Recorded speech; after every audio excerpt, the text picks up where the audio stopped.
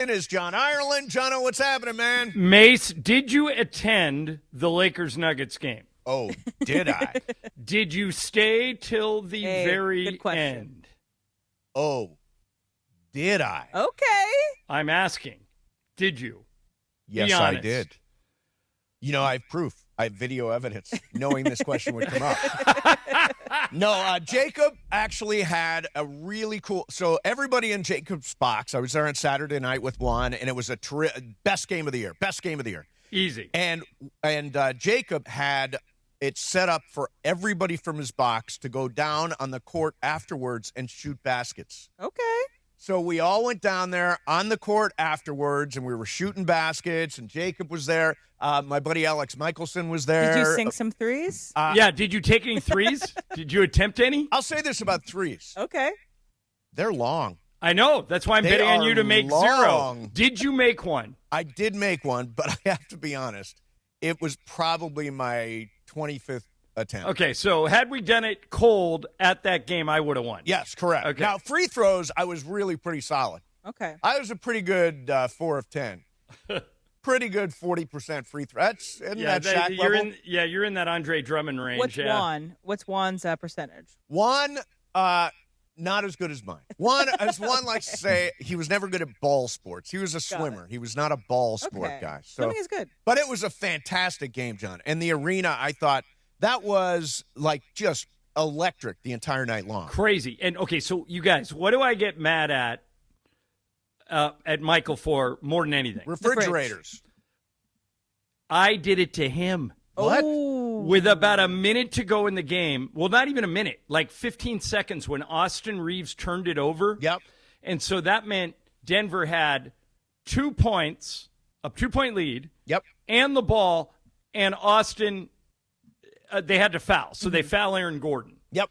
And as soon as Austin turned it over, I go, Austin turns it over. The shot clock is off. That'll do it. Denver has come all the way back. And Michael, to his credit, said, wait a second. Something weird could happen. And I was like what? He goes, well, if they miss a couple of free throws, maybe we can make a couple. I go, it's unlikely, but let's see how it plays out. Yep. And he was right. And And it played out. the Austin trick at the end was just spectacular. I have it seen- never works, but Yeah, it worked. I have that seen night. that attempted maybe 30 times, never saw it work until that night. And got his own rebound. Brilliant. And it was an incredible play. Now, I guess afterwards, the 2-minute report, for what it's worth, apparently Austin was not fouled. He was stripped cleanly and shouldn't have been at the line, blah, blah, blah. I don't know why they do these 2-minute reports. Right. Well, they were trying to foul the Lakers anyway. Yeah, I mean, it was a deliberate foul. So By the had way, they not did the called- right thing. I thought about it right away. I'm like, oh, Ireland would be saying, foul now, foul now, Yeah. foul now. That's and why I don't let him thought- attempt a three. That's why I thought the Lakers were dead, because I knew David Adelman thought like me. Yeah. I've seen him do that before. And, they absolutely did the right thing. When you're up 2 or up 3 at Yep. the end of a game, you foul. Yep. Because then they only get 2 shots and you protect your lead. Unless Austin Reeves pulls a rabbit out of his hat. Yep. And he did. And he did.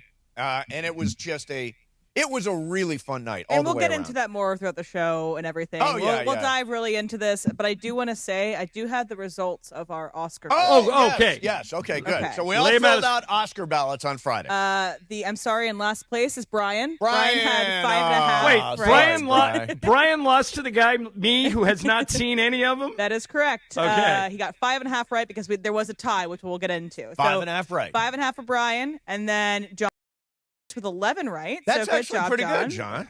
For not seeing any of the movies, I feel very good about my 11. Yeah. Mace, you got third with 18.5 right. Oh, no. Did you have 19.5? Pepe had 19, Oh! I And- lost to Pepe? and I had 19.5. Way to go, Em. Yeah, so there we go. We got Wow. the Oscars. So we all know who knows ball. And Yeah. It's Emily. Yes. You know film. All You know right. film. Yeah.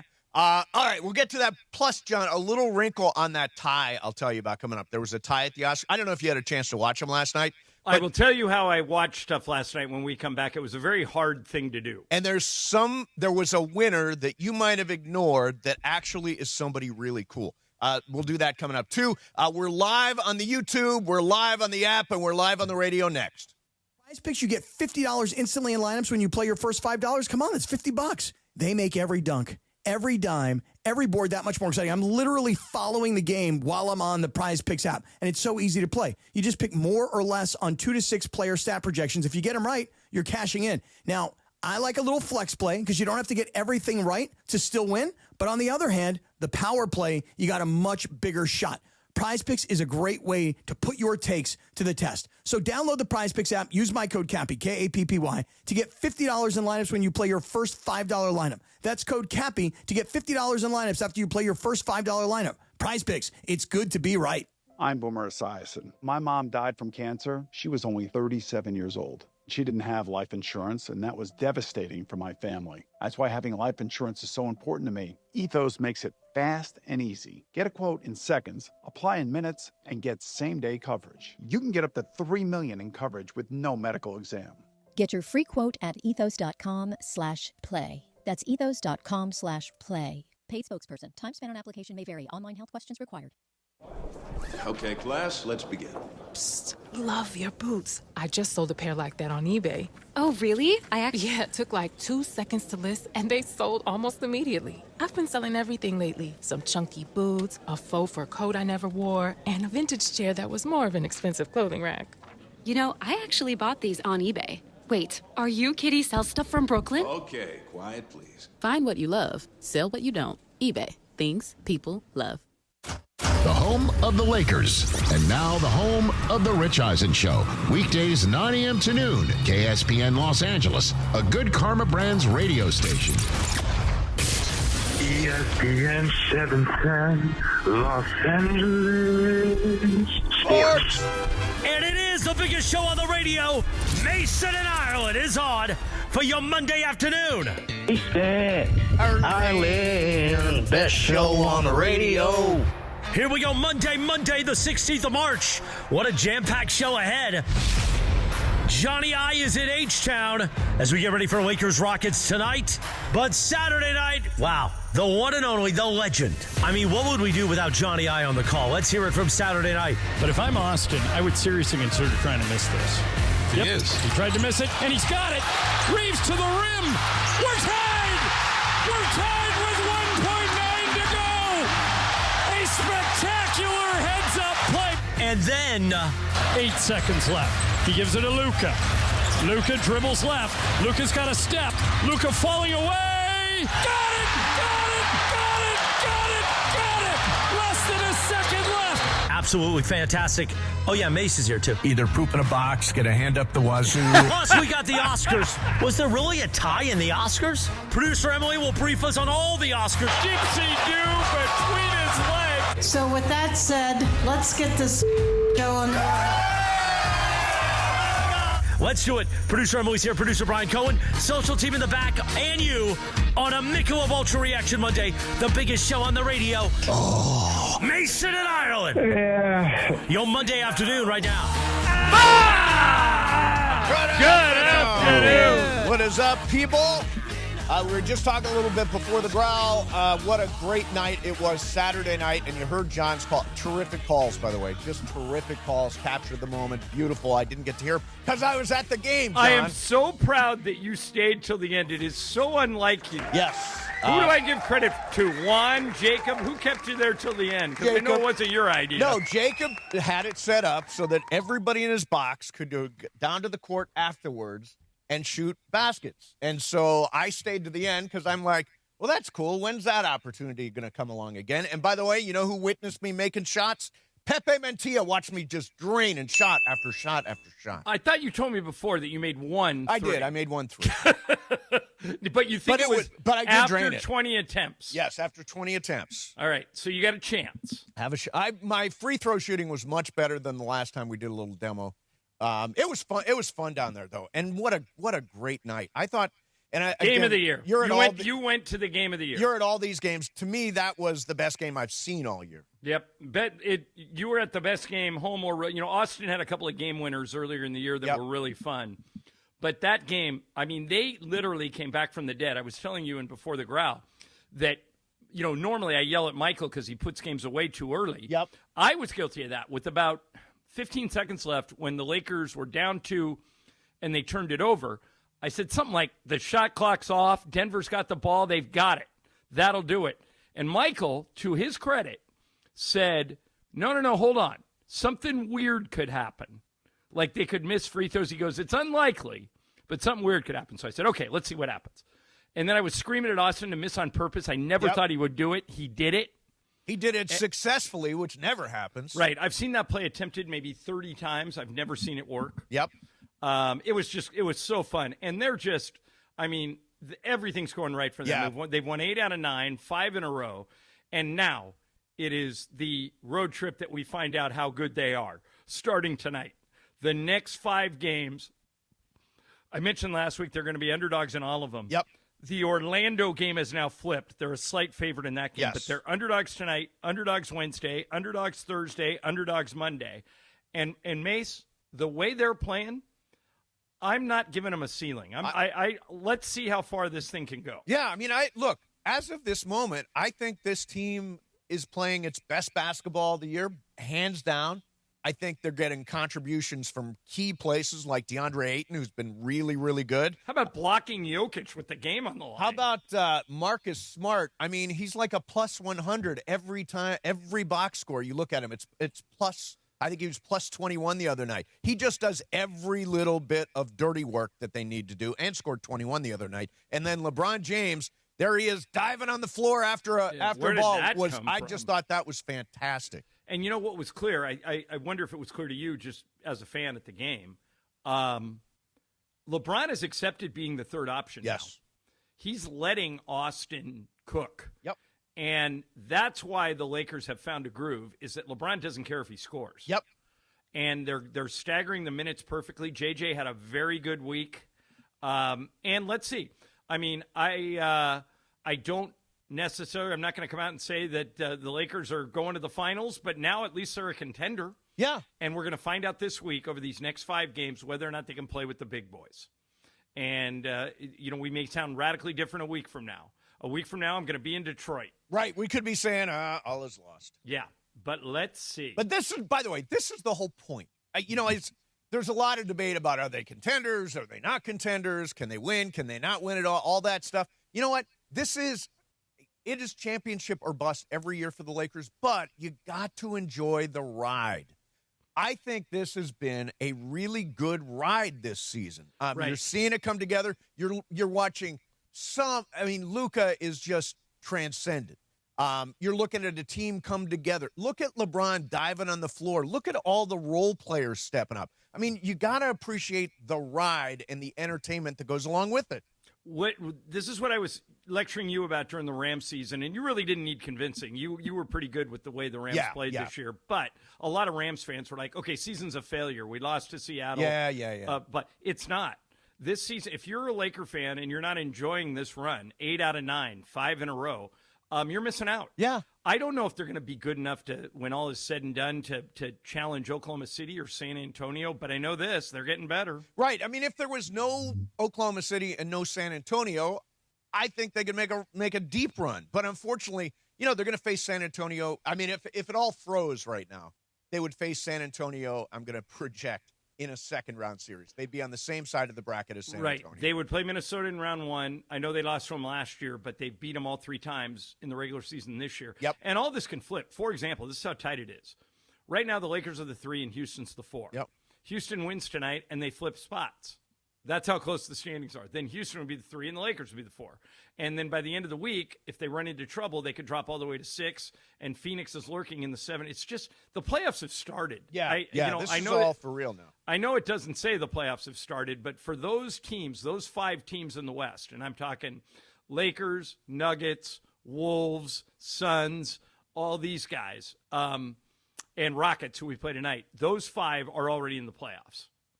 Yeah, they're and Phoenix is the one that they got a 3-game lead now on Phoenix. Right, with 15 to go. So I feel good about staying out of the play-in tournament. And by the way, Mace, they have the tiebreaker now.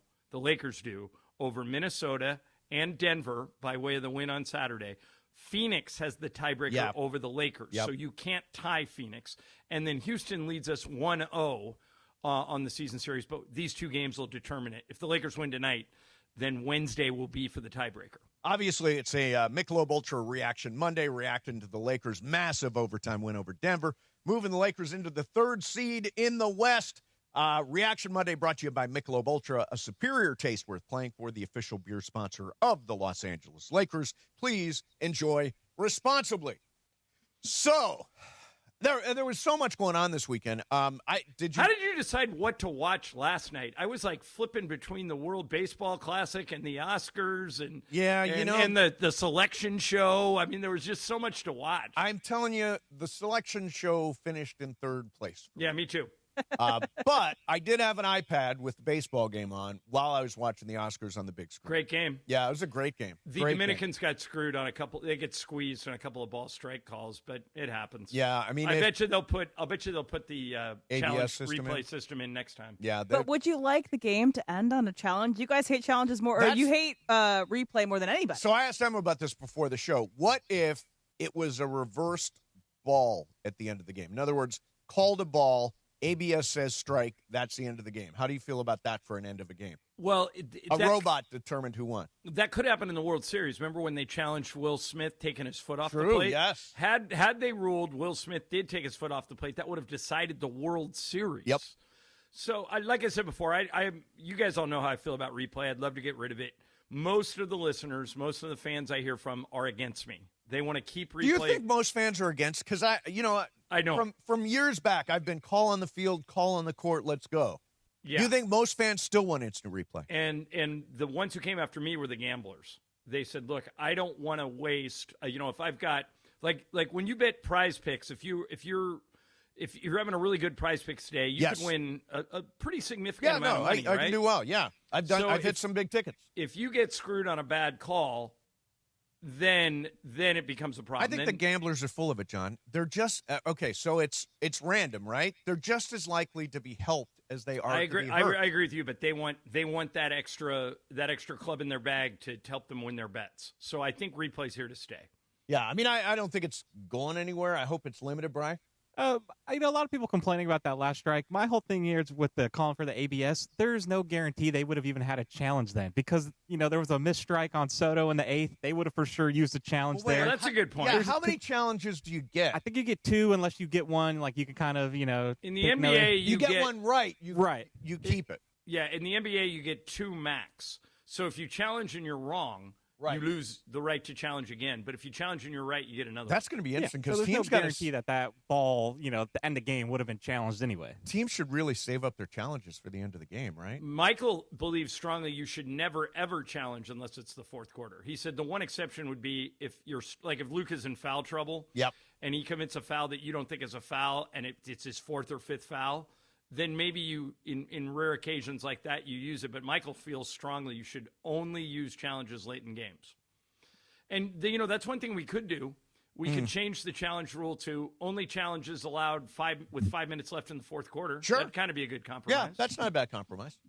Yeah, I mean, I'm curious to see how the ABS thing works. I mean, pat your helmet and you get an answer in 20 seconds. Not bad. It's bad. I guess that's going to be okay. I don't have a problem with instant replay. I have a problem with the execution of instant replay. Yeah, it takes too long. It's executed very, very badly. You're right.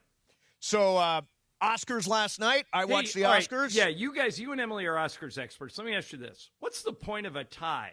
Why don't they just have a tiebreaker? I'll explain that coming up next. Mason and Ireland. And by the way, that's a really big tie. I'll explain why. Mason and Ireland, 710 ESPN.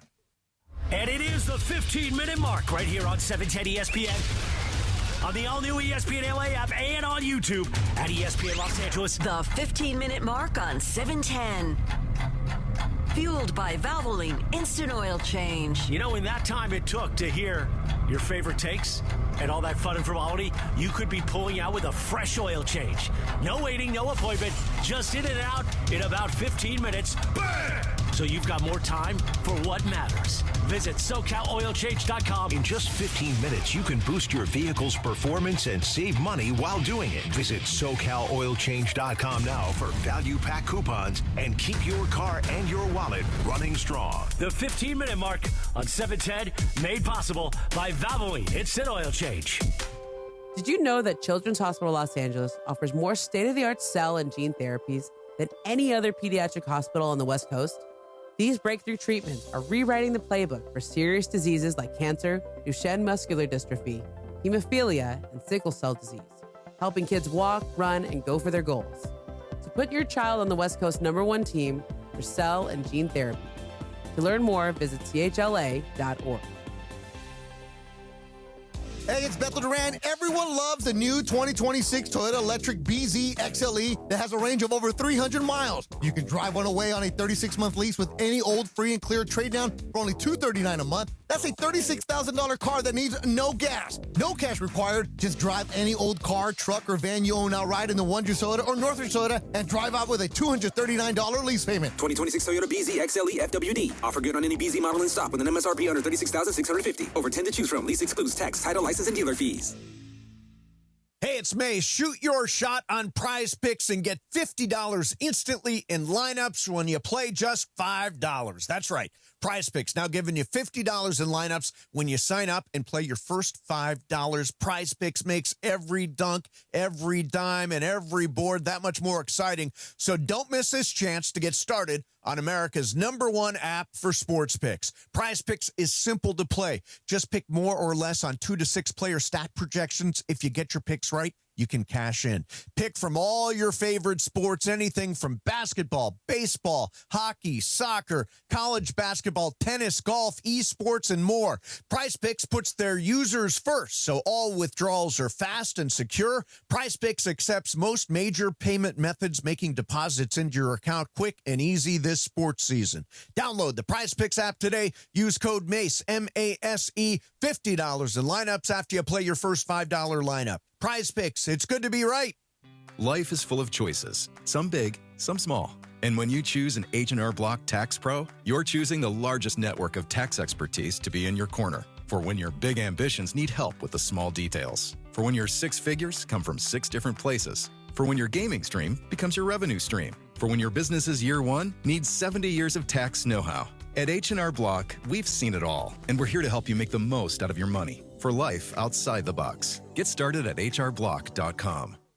It's about time delivery worked on your schedule. Same day, next day, or scheduled in advance. However you plan it, the Home Depot delivers the whole job. From drywall to doors, plumbing to paint, we'll get it there when you need it. Because on the job site, timing is everything. You order, we deliver. It's that easy. The Home Depot Pro. It's about time. Steve Mason and John Ireland. I mean, what I'm thinking is, don't you know who I am? You're not responding to me? I'm Steve Mason. Exactly. Mason and Ireland. What? It's an outrage. It is an outrage. Back to the guys.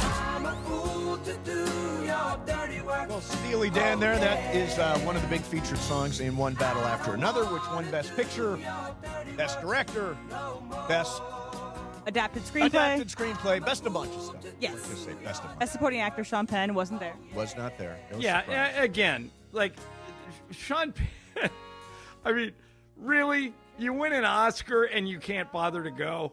He's just so self-important. I was apparently meeting with a head of state, so I'm that's so why he was over there. Sean Penn. Negotiating a treaty somewhere. Yeah. Or, yeah, exactly. So, John, you mentioned the tie. There was a tie last Yeah, what category was that in? It was in live action short film. Okay, so why have a tie? Well, if the vote is 3,123 to 3,123, how are you supposed to break it? Have a panel of the Academy leaders, and they break the tie and make it be an odd number so they can't tie. Well, there are people that abstain, and so that's also sometimes why ties happen. Yeah. Is because there are people that are abstaining from voting. It is the 7th tie ever in Academy Award history. I didn't like it. Here's why it's important, John. So the two pictures that tie, two people exchanging saliva, directed by Alexandra Singh and Natalie Mustea, and The Singers, directed by Sam A. Davis and produced by Jack Pyatt. Anything jump out at you? No. Sam A. Davis, Academy Award winner for The Singers, is Joe Davis's brother. No way.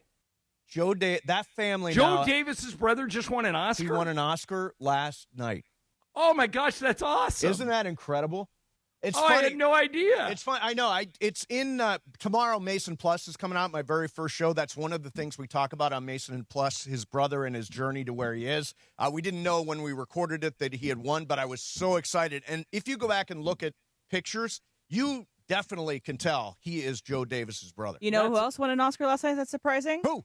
Steve Kerr. Oh, Steve Kerr. That's right. He is a producer on All the Empty Rooms, which was a short documentary that he helped produce. And so he is an Oscar winner as well. Yeah. Congrats, Steve Kerr. That's awesome. Yeah, Joe Davis, I was so surprised when I heard that because I did like a Wikipedia check. I said, okay, Wikipedia says your brother is Sam A. Davis, producer, blah, blah, blah. So that's true, and he's nominated for an Oscar. I think we've asked him about that when he came to Legends Attic. I can't remember if you were on it with us as well, but I know we brought it up there. And he's super proud of his brother. Yeah. If you were the parents of Joe and Sam, who would you be most proud of? Well, Sam wins the week. They were both pretty busy last night. Yeah. Joe was calling the USA Dominican Republic game, but I think Sam, Joe's used to getting a lot of attention. I think even Joe would say the night belonged to Sam. Yeah, I mean those kids have 3 World Series ring and an Oscar. That's pretty impressive. And as Conan pointed out during the broadcast, that might have messed up a lot of Oscar pools and Oscar betting off of this short. So that's also why maybe you shouldn't have a tie. But I like a tie. I'm always pro tie. I love a tie. More winners. I'm for more winners and more speeches. Who is pro tie? What is wrong with Emily? you? Emily. Yeah, everyone goes home a winner. Yeah. By the way, John, last night nobody got played off except one guy. No, 2 people got played off. Who else? I believe the Exchanging Saliva people got played off, and then the K-pop Demon Hunters guy. Who did when they cut to Conan to get him off? Who was that? K-pop Demon Hunter K-pop Golden Demon Hunters, guy. Yeah. Well, get ready because when it gets to YouTube, the Steve Masons of the world are all applauding 27-minute acceptance speeches. In fairness, they really don't moderate them anymore. Like nobody. No, those were the only 2 playoffs, and everybody spoke for as long as they wanted. And it's the less important ones, if we're all being honest. Right. It's the ones that we're not actually tuning into the show to see. We're tuning the show to see the Amy Madigans, the Michael B. Jordans, the Paul Thomas Anderson. Those people talk. We don't really care as much about the smaller shorts. Honestly, if it's up to Emily, if I was the czar of Oscars, I would get rid of the short categories, and I would do first feature film. It gets some new people, new blood in there, their first feature film, and I would do under 25 Oscar winner. So if you're under 25, best young actor, they can get nominated. Okay, interesting. So I think most people know this. I think the 2 of you know this, but Paul Thomas Anderson. I played golf with Maya Rudolph's father, Richard Rudolph, who used to be married to Minnie Riperton. Remember the singer? I do. She's no longer with us, but Dick, Maya's dad, is a great guy, and she is married, Maya, to Paul Thomas Anderson, and they have 4 or 5 kids. I got a bunch of kids. And so I love that she was there cheering them on every time we did something good. Super cool. And the other one I liked was Amy Madigan one. Do you know who Amy Madigan is? I do, and she's also married to someone we know. Married to Ed Harris. And Ed Harris could not have been happier for her. He looked so happy. He looked thrilled. It's just beaming at his wife. Because also for her, it's 40 years between her Oscar nominations. She was Oscar nominated 40 and 86.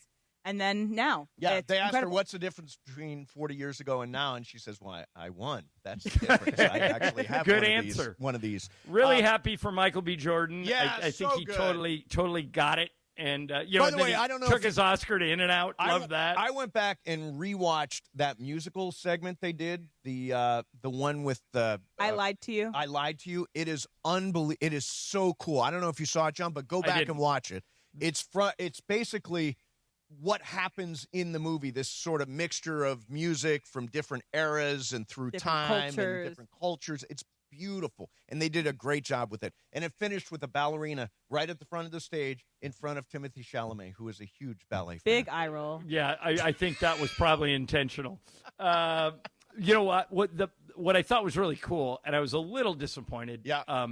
I thought the Rob Reiner tribute from Crystal was great. Oh, it was and so I love good. the way they ended it with all the people on stage. But no Jack Nicholson and no Tom Cruise. They had all the people that had made Rob Reiner movies and no Michael Douglas.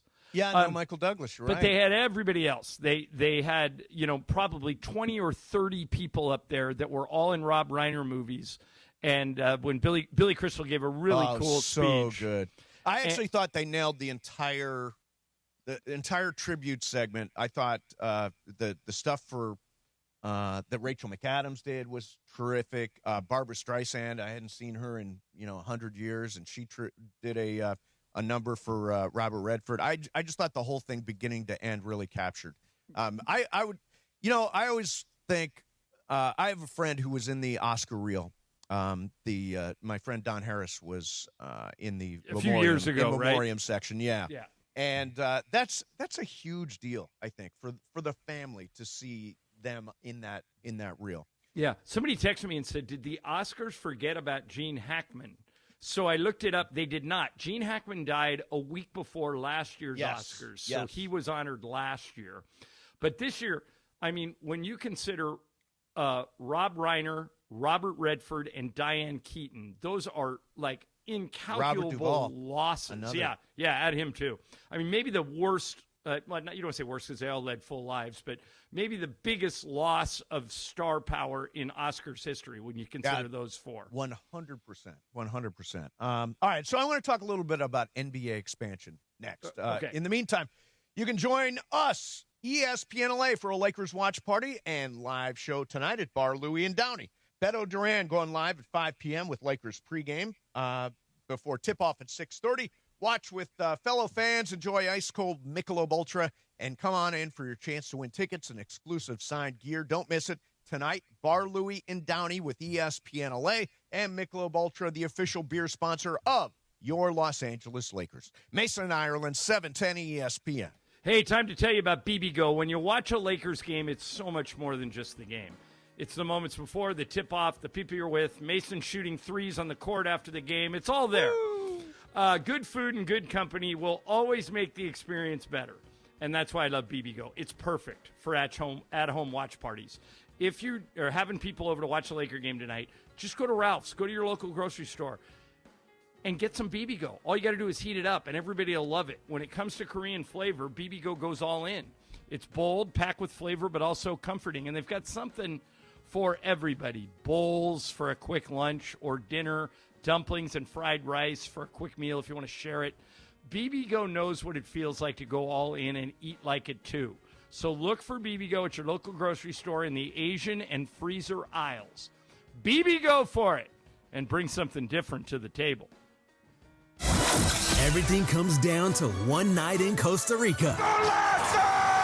After a 1-1 draw in L.A. last week, the Black and Gold head to Central America for the deciding second leg against Alajuelense in the CONCACAF Champions Cup round of 16. Hey, this is Son Heung-min. It is Denis Bouanga, Los Angeles Football Club. 90 more minutes to decide who moves on. Los Angeles Football Club versus Alajuelense.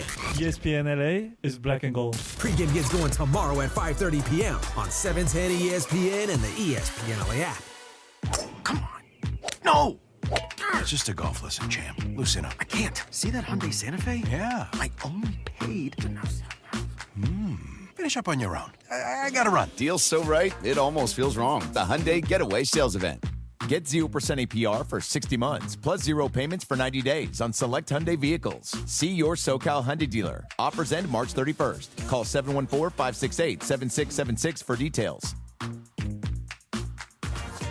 Time to bench those other job sites and let ZipRecruiter help you build your championship roster. What's the advantage? With ZipRecruiter, when you need to hire someone fast, you get them fast, but you also get the MVP for your team.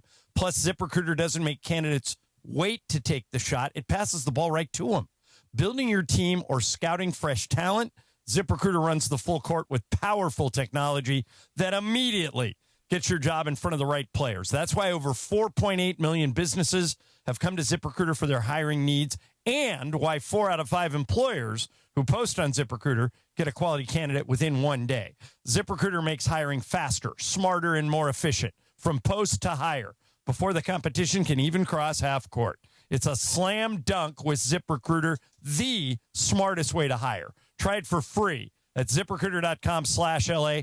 That's ZipRecruiter.com/LA. ZipRecruiter.com/LA. Harry Douglas here to tell you about Confetti Craze 5-Hour Energy. It tastes just like the best birthday cake ever. vanilla, buttery, frosting vibes. It's basically a party in a bottle. Confetti Craze makes it easy to turn any day into a party with its delicious birthday cake flavor and big birthday energy. And here's the best part. All cake, no sugar. I bring these tiny bottles everywhere to cakeify my day with tasty caffeine boosts. The Funfetti flavor is back on 5hourenergy.com or on Amazon. Crack open a Confetti Craze 5-Hour Energy shot today. Out on the course, they're the PGA Tour's best players. But in the arena, they're prime time. And Season 2 of TGL presented by SoFi is back with lights, cameras, action. We're talking big moments, big personalities, big names in the stands, all on the big screen. Big-time matchups with shot clocks, hammer drops, timeouts, overtime, and playoffs. It's city versus city, squad versus squad. The sport just hits different under the lights. It's TGL presented by SoFi. Keep up. It's golf. Tune into every match. Only on ESPN. The biggest show on the radio, Mason and Ireland. Payoff pitch to Rojas. Hey, this is Miguel Rojas from the Los Angeles Dodgers. It's back. It's on its way. Out of here. Miguel Rojas. You're listening to Mason and Ireland Show. Mason and Ireland rolls on. All right, it is 10 days away from Dodgers opening day. Wow, almost here. Almost here. And we've got a whole bunch of props for Dodger players. And I thought we'd do a couple of these every day leading up to the season. So I want to start out with Kyle Tucker, brand new right fielder for the Dodgers, left-handed hitter, will bat second in the lineup. John, Kyle Tucker, total homers in 2026, over or under 27.5? Home runs? Home runs. Under. Brian? I'll take the over. Under. I am taking the under as well. Last year, by the way, hit 22 home runs. Kyle Tucker, total RBIs this season, over, under 85.5. That one's harder. I think he's going to bat second, so I'm going to say under. I think Shohei gets on base an awful lot of the time. I'm going to go over. PC? I think that's an easy over. M? Under. Under. You're thinking underwhelming season generally for Kyle Tucker. No, I could see Kyle Tucker having 25 homers, 80 RBIs, and hitting 310 or 300. I mean, I don't think he's going to set the world on fire. Yeah. I mean, I think he's very, very good. He's very, very good. Last year, 266, 22 homers, 73 RBIs, and 25 stolen bases. He steals bases, too. So he's going to be very productive, I think. I don't think the power is necessarily there anymore, but I think in that spot in the lineup, he is going to have lots of opportunities Hey, to as long as he runs. hits better than Michael Conforto, it's a win for the Dodgers. So there you go. What you want to talk about an upgrade? We went from Michael Conforto to Kyle Tucker. Did Conforto even catch on with another team? Anybody? I think he did. I'll have to double check, but I think it was a couple of weeks ago. He did sign somewhere. Yeah, okay. So I have nothing against the guy. I hope he still, if he wants to work, I hope he works. If he can't hit. So the NBA is going to hold a vote at the Board of Governors meetings next week, and they will talk about expansion to Las Vegas and Seattle. This is like one of the worst kept secrets in the world. The new franchises are now being targeted to play actually 28-29. So right. 2 years away. Yeah, and some owners, they need to get 24 votes. I think they got the votes to do it. Some owners don't want to dilute their ownership share. So, for example, when they cut these multi-billion-dollar TV deals, right now they're split 30 ways. Right. If you bring in two new owners, it's split 32 ways, so it dilutes their money a little bit. But having said that, they're going to charge these new owners $7 to $10 billion just to get in. So that's how they'll make up the money. I think it's going to happen. The interesting thing will be, Mace, that traditionally teams want to get out of the West and go to the East. Yes. So a lot of teams are lining up. If Seattle and Vegas come in, a lot of move teams, east. Yeah, and only one of them can go. So right now the leading candidates are Minnesota and Memphis. I think New Orleans should be in that too. Minnesota would love to go east. They think they could win the East. Yeah. Memphis should be in the East because they're in the Eastern time zone. Yeah, so, they make a lot of sense in the East. Yeah, so it'll be one of those two teams is my guess. And I think the vote does get approved next week. So my question is there enough talent in the league? Are we diluting the NBA? Guys who wouldn't necessarily be on rosters, there's going to be, 30 extra guys that are going to be added to the league. Is there enough talent to sustain a 32-team league? It's a great question. I think when you consider how many teams are tanking, yep, it might not be. There might not be enough talent to sustain 32 teams. But I think that in terms of making money, I think the teams will make money. I think owning a team, as evidenced by the $7 to $10 billion that somebody's going to pay for a franchise, they're like a slot machine. You're going to make a ton of money. So I think that Adam Silver is in business to make the owners money. Yes. That's why I think this is going to happen. What he hasn't been great at, and he's, I think, one of the smartest commissioners in sports, but what he hasn't been great at is the competitive balance thing. I know he's trying to fix tanking, but this will make that problem worse, but I don't think they care as much as... So you think adding 2 teams will create additional tanking? I do. Don't you? I mean, those 2 new teams aren't going to win right away. Well, yeah, they're not going to win right away. There's an expansion draft, right? Right. So if they do it the way they did the last expansion draft, you can protect your top 7 guys, and then everybody else they can take. And once they take a guy from your team, they can't take another one. And they line up number 1 draft picks? No, they go into the lottery. But they wouldn't necessarily have the number 1 pick. They would have a similar amount of ping pong balls to, a team that's maybe 10th. Yeah, but so for example, yeah, you're right. So many teams, more players, not necessarily of the same quality, more tanking. Right, and if I remember correctly, back when the expansion draft happened before, what a lot of teams do is they elect to protect their young players. So it makes a lot of older veterans available. We'll just have to see how it goes down. And again, the key to this is it's not happening until the 28-29 season. Right. So they have several years to get this right. And how's LeBron going to get the Vegas franchise? Well, he's going to bid on it like everybody else. And, if he's the highest bidder, he'll probably get it. But that money talks in those situations. Oh, yeah. So if this is going to exacerbate the problems that are already existing in this league with the talent and the tanking, why are they doing it? Is it just money? Yeah. Mm-hmm. Emily, remember, the answer to all of your questions is money. Money. Whenever you say, why would they do that? Why would they add 2 teams when there's already 8 or 9 teams tanking? Money. Why wouldn't they just move teams that aren't as successful from the places to the Seattle and the Vegas? That's a fair because question. how you gonna get the extra $10 billion from two new people? Although if you're an owner, you're getting a 1/32 share instead of a 1 in 30 share, right? Right, but I think they take care of that by charging them $10 billion to get in. Yeah.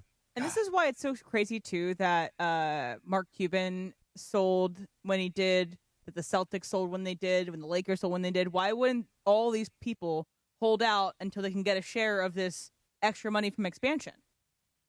That's an interesting question. Although, I mean, the Buss family got $10 billion in walking around money.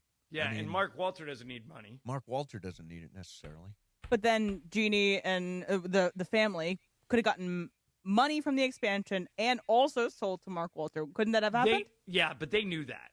And that's why they kept a percentage of the team. So the Buss family still owns a percentage of the Lakers. Yeah. So when the big payday comes, they'll get a cut of that. Mark Walter made Jeannie the proverbial offer you can't refuse. Yeah. I mean, a record high. $10 billion, they valued the Lakers at $10 billion. That is the largest sale in the history of sports teams anywhere in the world. Like soccer teams, football teams, no team has ever had a valuation at $10 billion. Jeannie had to take that. Oh, yeah. And by the way, now, but if you think about it, it is in 20 years, that is going to be, how much are the Lakers going to be worth in 20 years? Yeah, but Jeannie won't be here in 20 years. 20 billion? I mean, she could be. I guess. Yeah. No, listen, if I was them, I would cash out because I would want the money in my pocket and keep a piece of the team. That makes the most sense to me. But I just mean the valuations are going to continue to go up and up and up for every professional sports franchise. If already, the Dodgers, remember when we thought that they paid too much for the Dodgers, $2 billion, $2.1 billion? Yeah, look at them now.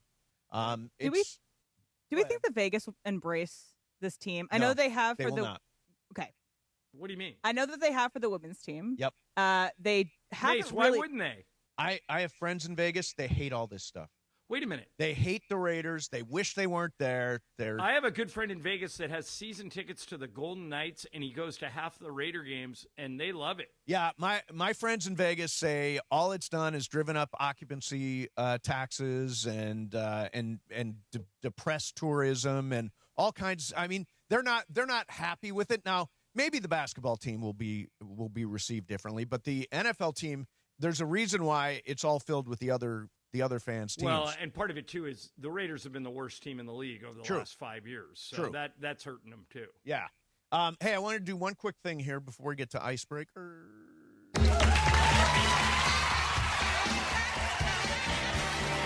So, Saturday Night Live. I bring this up for a reason, John. First of all, did you see SNL this week? I did.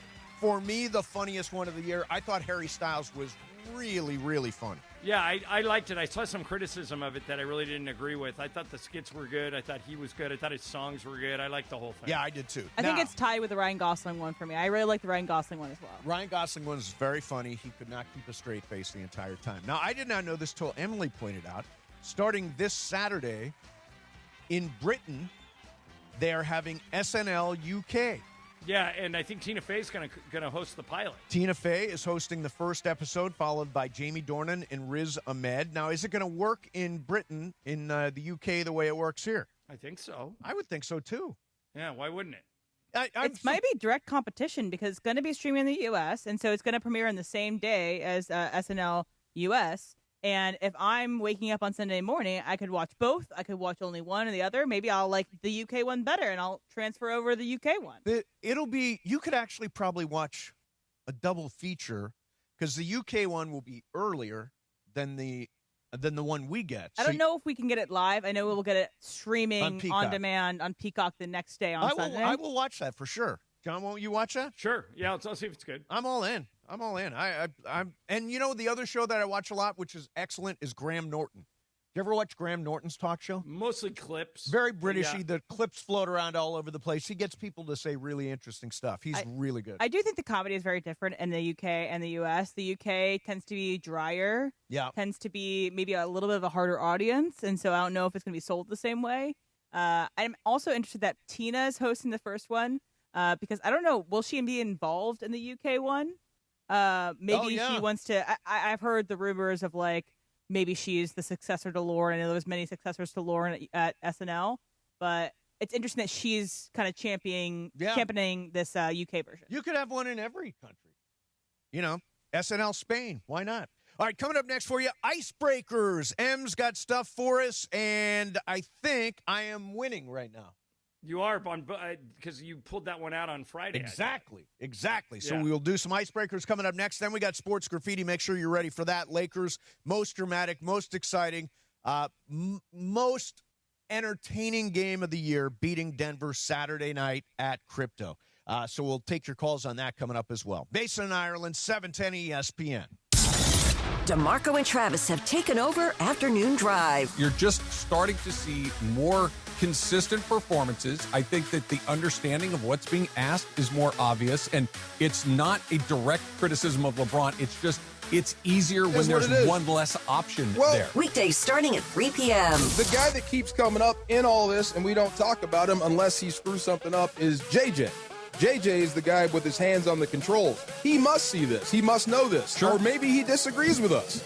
With just Luka and with just Reed, it's less cluttered. And I think that's the perfect description. It's just easier. And not that they don't have flaws. They do. These are things that are starting to come together where it's not the sample is getting larger and larger, and the answer is remaining the same. Afternoons with DeMarco and Travis starting at 3 p.m. on 710 ESPN, the all-new ESPN LA app, and live on YouTube. This March, while the brackets are busted, somebody will be breaking away in a brand new BMW at Hard Rock Casino Tahoe. Unity by Hard Rock members can earn entries all March long for the $500,000 Luck of the Irish BMW drawing just by using their Unity by Hard Rock card. Join us for exciting promotions, big wins, and your shot at driving off in serious style. Hard Rock Casino Tahoe, the easiest drive from downtown LA. Looking for a vodka with standards? Blue Ice delivers. American made from Idaho potatoes, gluten-free, non-GMO, and only 64 calories an ounce. Enjoy the classic Huckleberry with lemonade or award-winning double espresso. Blue Ice vodka, premium taste, nothing extra. My name's Brian Winhurst, and I've seen a lot of good offense in my life. If you're looking to initiate some offense of your own against your high-interest credit card debt, I'm letting you know a SoFi personal loan might be the play. A SoFi personal loan could be quite the triple threat with low fixed rates, no fees required, and as soon as the same day funding. View your rate for a SoFi personal loan at SoFi.com/offense. Loans originated by SoFi Bank, NA member FDIC. Terms and conditions apply at SoFi.com/offense. NMLS 696891. Evan Cohen here. In life, as in sports, the pros make it look easy. That's why pro golfers like Jason Day, Ben Griffin, and Patton Kazire trust the pros in lawn care. True Green. They have the experience and expertise to give you a lawn worthy of the PGA Tour. And since True Green does the work for you, you get more free time, or more tee times. So stop stressing over your lawn and start loving it. Sign up now at TrueGreen.com because nobody makes it easier to get a golf course quality lawn than True Green, the official lawn care treatment provider of the PGA Tour. Listen to Mason and Ireland, weekdays noon to 3 on ESPN LA. And it is Mason and Ireland on ESPN LA. It's time for Icebreakers. Icebreakers made possible by Blue Ice Vodka, the finest vodka sourced from Idaho potatoes. Get it? Idaho, Johnny I, the Idaho compound. Enjoy Blue Ice Classic Vodka or their unique flavors like Huckleberry and Double Espresso. Find Blue Ice in stores and ask for them by name. Time for Icebreakers on Mason and Ireland. Take it away, producer Emily. Here's where we sit on March 16th. Mace, you have 21 points in your lead for the month. Yes. John has 15 points, and Brian has 11 points, and others have 7. Here we go. For 10 points. Okay. I was born in 1943 in Texas. For 9 points. I went to high school with Janis Joplin. Mason. Go ahead. Jimmy Johnson. Yes. 9 points for Mason. Okay, this is so unfair. This is your story. Well, because I'm on delay, I couldn't even weigh in. I didn't know that there was a story related. Tell the story. That is the story. They sat next to each other. I worked. They sat behind it because they did it alphabetically back then. I hate this. And I worked in that market. All right, here's the rest of the things for Jimmy Johnson that we could have gotten to. Whatever. 8 points. I own several restaurants and I'm a renowned fisherman. For 7 points, I competed on Survivor. Would you have known that? They competed on Survivor? Jimmy Johnson? See, I could have put that second. Dang I it. had no idea. Yeah, I've told that Janis Joplin story at least 10 times. Oh, yeah, a lot of times. I haven't heard it. Yeah. And then I was what's funny is this is the number one complaint that people have about me is that I repeat stories. But the problem is we got new listeners all the time. All in this case, the you. Yep. So that's why we repeat stories. Yeah. This pisses me off. I don't know why it pisses me off so much. Now, John, I thought it was a good one. Would you have beaten me to the buzzer? Oh, if I was there, yeah. But with the delay, would you have beaten me to the buzzer? If there was no delay? If there was no delay, for sure, I think. Because I was on it right away. Right. You just jumped on it before How many I could points even was get it, in. Em? 9 points, and now you have 30. Okay, so I'm going to come back. Yeah. I'm taking this as a personal affront. I'm coming back tomorrow. Who sponsors this segment, John? This is sponsored by the great people at Blue Ice Vodka, crafted in the heart of Idaho from the finest potatoes, distilled for clarity and filtered for perfection. Blue Ice isn't just vodka, it's a statement. Your fit-friendly vodka. No sugar added. 64 calories an ounce and keto-friendly. Okay, Love Blue Ice. I'm still mad about this because I ran this by Sedano because I was like, oh, Miami, Jimmy Johnson, help me make this difficult. And he was like, oh, I didn't know the Janis Joplin. So he didn't even know the story. I've probably told that story more than 10 times. Yeah, I know that story. I know that story well. By the way, the end of that story is they didn't treat her well. Mm-hmm. They made fun of her. They called her Beat Weeds because they thought she was a hippie, and then she left and became a huge star. Whenever I hear Janis Joplin, I think about 30 Rock with Janet Drop. Yeah. Because they had to make a movie about Janis Joplin without the rights to Janis Joplin's story, and so Janet plays Janet Drop. Yes. Yeah, yes. It's pretty good. Very funny. All right, so, John, this is interesting. You passed this along today. It's a big news all over the place. Brand new at Dodger Stadium, Uniqlo Field. That's UNIQLO. Uniqlo Field is a brand new sponsorship. They are a field presenting sponsor. And so here's what I wondered about. First of all, kudos to the Dodgers for not giving up the rights to Dodger Stadium. I don't think anybody would ever call it anything other than Dodger Stadium. And I don't think, and by the way, I think they're smart enough to know you don't touch Dodger Stadium. Right. So what I think of is, I don't think anyone's going to use this name either, but the team broadcasters will. They're required to. So if you're, how do you pronounce it? Uniqlo? Uniqlo. If you're that company, do you get bang for your buck if no one ever says your name? But the announcers will. Yeah, you definitely do. I think so too. Because, I look at the 4 million people that are going to walk through the doors every year and be exposed to that. I mean, honestly, like that beauty thing, that the court thing that Shohei advertises for, where he goes like this. The Korean beauty brand? The Korean, yeah. I mean, it's a gigantic thing.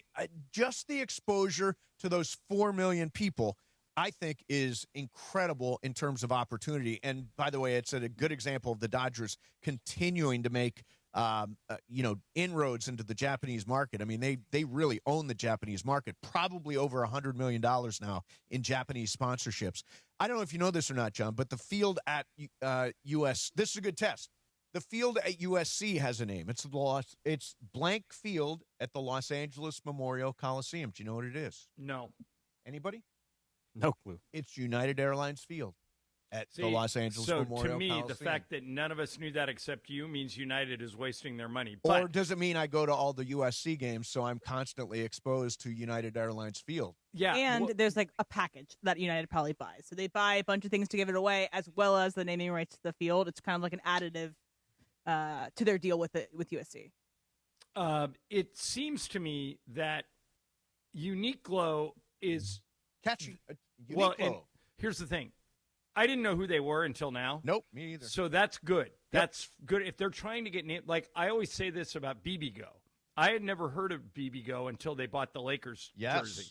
But now I talk about BB Go all the time. If you're trying to introduce your product or your name into the marketplace, it's perfect. But wouldn't you rather it be an LA-based thing? Like if it was the In-N-Out field, if it was something that is not for if the people? Uniqlo paid more money. I just care want whoever about the pays money. me the most. Well, that's because Em they doesn't do. care about money. I'm coming from the fan perspective. From the fan perspective. We are all fans of the Dodgers. Yep. We all want to root for the Dodgers. I would rather it be In-N-Out field. I'd rather it be something LA-based than having a Japanese company come in and be the Uniqlo field. Do you like having Shohei Ohtani on your team? I do, but you don't need Ohtani and Uniqlo at the same time. They're different. They're separated. Right, yeah. But I'm saying they'll use, the one thing about people ripping the Dodgers are the one team, maybe more than any other in all of sports, that whenever they sign a deal like this, they put the money back into the team. Okay, so with this, if you're saying the Dodgers are so smart, they'll do anything for this money, they're going to change that name eventually. This is a slippery slope to change the name of Dodger Stadium to be, a Japanese the Suzuki Field, Suzuki Stadium at Dodger Stadium. And back in the old days, that building across the street was called Staples. Exactly, and people lost their minds when it got changed to Crypto.com Arena. And how are they now? They get adjust to it, but this is something different. This is Dodger Stadium. It's like changing Fenway Park. I would agree with you if they were changing the name of Dodger Stadium. But they're going to change it eventually. No, they won't. Never change it. They will not. I would put $1 million mythical dollars at Done. some I'll point. take It's your going bet. to happen. It's never going to happen. I'll take your bet. At some point, it's going to happen. Mark Walter is so smart, he's never going to do that. But read they love the money. coverage today, Em. The story that was in ESPN says right out of the gate, the one thing the Dodgers said was non-negotiable was Dodger Stadium. They're never going to change it. It will be Dodger Stadium for as long as you're alive. You guys are so pro money and pro all this stuff. There's gonna be an offer they can't refuse to change Dodger Stadium eventually, and I hate that. I hate it. I want it to be Dodger Stadium forever, but I don't think it's going to be true. I believe it will always be true. I don't think they would ever do that. I think it would be the most. That would be like changing the name of the team. I mean, I think they would do that for money too. Apparently, if it was Japanese, like Shohei Ohtani. There would be torches and pitchforks if they actually tried to rename Dodger Stadium. And nobody would do it. Like if they renamed Dodger Stadium, like it's going to be Dodger Stadium. Uniqlo Stadium, we would all still call it Dodger Stadium. I mean, that's what happened with the Steelers with Heinz Field. I still call it Heinz Field. but it's Acrisure Stadium. Yeah. Or whatever. But now we know what Acrisure is, I guess. But it was Heinz Field for forever. And it's not just Heinz Field, but it's like that ketchup is made in Pennsylvania and Pittsburgh and has the Keystone on it and everything like that. It was so connected to Pittsburgh that people went crazy when it changed. And that's why I think if it was changed, it should have been a local brand. But it's going to weird. change. There was not really a level of craziness when they changed from Staples to crypto, was there? Yeah, a little bit. I feel like there definitely was. People lost their minds. But these are like they got over it. Now these are like 20-year deals. These guys sign, right? Like SoFi Stadium, I'm sure is going to be SoFi Stadium. It depends. Like the Laker deal, like the Wish deal, and the BBGO deal were only 3-year deals. But what do you think the crypto deal is? Probably 20. Yeah, I mean, there was probably a deal for Enron Stadium as well. Well, we saw what happened there. And what happened was with Mace, what was the name of that crypto company run by Sam Bankman-Fried that was went under? FTX, I think. So Miami changed the name of their arena to FTX Arena, and then that crypto company went belly up. Yep. So I think a lot of people were thinking Crypto.com will just go belly up. It'll be gone in 5 years, but they're hanging in there. Yeah, no, they're hanging in there. I mean, crypto's still a thing. I'm not in it. Did you ever own Bitcoin? No, never. I wonder how Crypto Ray is doing. I think I haven't heard from Crypto Ray in a while. He's made a fortune in crypto. Yeah, I think a lot of people have. Brian, I'm just not comfortable with it because I don't understand it. BC, are you dabbling in crypto? No, just like John, I don't understand it, so it's not for me. Yeah. You know what I think is a little scary? This is what's a little scary to me. People are using financial apps like casinos. Like, for example, what's that one thing you can bet on anything? The betting markets are one thing. But like Robinhood, I don't think they're a partner. But Robinhood, you put your money in there and you can put it in stock, you can trade out of it, you can trade into crypto, you trade out of it, and people are playing it every day like it's a slot machine. And I think in the end, if you play that like a slot machine, there's no way you can possibly win. Do you? I wouldn't do it. I would not. I know people that do this where they're literally, I'll trade into some weird. But, it's to each his own. I remember when you started dumping money into crypto, I thought you were crazy. And you ended up making money on that. Yeah, I ended up doing really well in it. So, what do I know? Yeah. I thought you were an idiot, and you made a bunch of money on it. So who's the idiot? Me. I should have done Flag that. We can definitely. Oh, don't worry. I'll say it again. I'll say it again next hour for something else. So Saturday night, spectacular night at the building formerly known as Staples. It was just the best, most exciting win the Lakers have had all year long, and significant for everybody that says, yeah, but they haven't beaten any good teams. They played really well on Saturday. They rallied back after a terrible third quarter. I mean, they had that game in hand, and then the third quarter, just no energy, and the lead faded away. And in the end, they charged back. Great play, Austin Reeves at the end of regulation, an unbelievable shot, Luka, to win it in overtime. By the way, that's the first overtime game of the year, right? Yep. That's interesting, right? You would expect more overtimes. And thank God it did go overtime. I like I said before, I thought they were dead. I think a lot of people, you wouldn't believe the amount of people that left. Did you notice that? No, because I was there, John. I was staying. No, but I mean, did you notice all the people walking out when Denver stole the ball at the end? Yeah. And then everybody gave up, and they were in their cars by the time Reeves pulled the magic. Yep. Yeah, people, when they think it's over. Well, you thought it was over. I did. And Michael, of all people, brought me back in. It was funny. Michael and I were arguing over whether or not Reeves should miss the free throw on purpose. Yeah. Michael goes, no, he's got time. Make it foul immediately. I go, Michael, they don't have any timeouts. They have to do it now. Yeah. And he's like, no, they don't. And when you hear the call, matter of fact, we just posted the call on IG. Yep. You'll hear me say, I think Austin should try and miss this on purpose. And Michael goes, well, maybe you could surprise him. And then he misses on purpose. Yep. And everybody went bananas. It was great. So we're going to open the phones for Sports Graffiti right now. We talked about, can you imagine a time when they might rename Dodger Stadium, and what would your reaction be? Lakers on Saturday. We talked about World Baseball Classic. It's going to be the U.S. By the way, we didn't mention Japan eliminated shockingly over the weekend. So it's the U.S. versus the Venezuela Italy winner. Yeah, Venezuela Italy winner. And that game is tomorrow. It's tonight. right? No. Our game would be tomorrow. Our game tomorrow. Tonight is Venezuela, Italy. Yes. Oh, okay.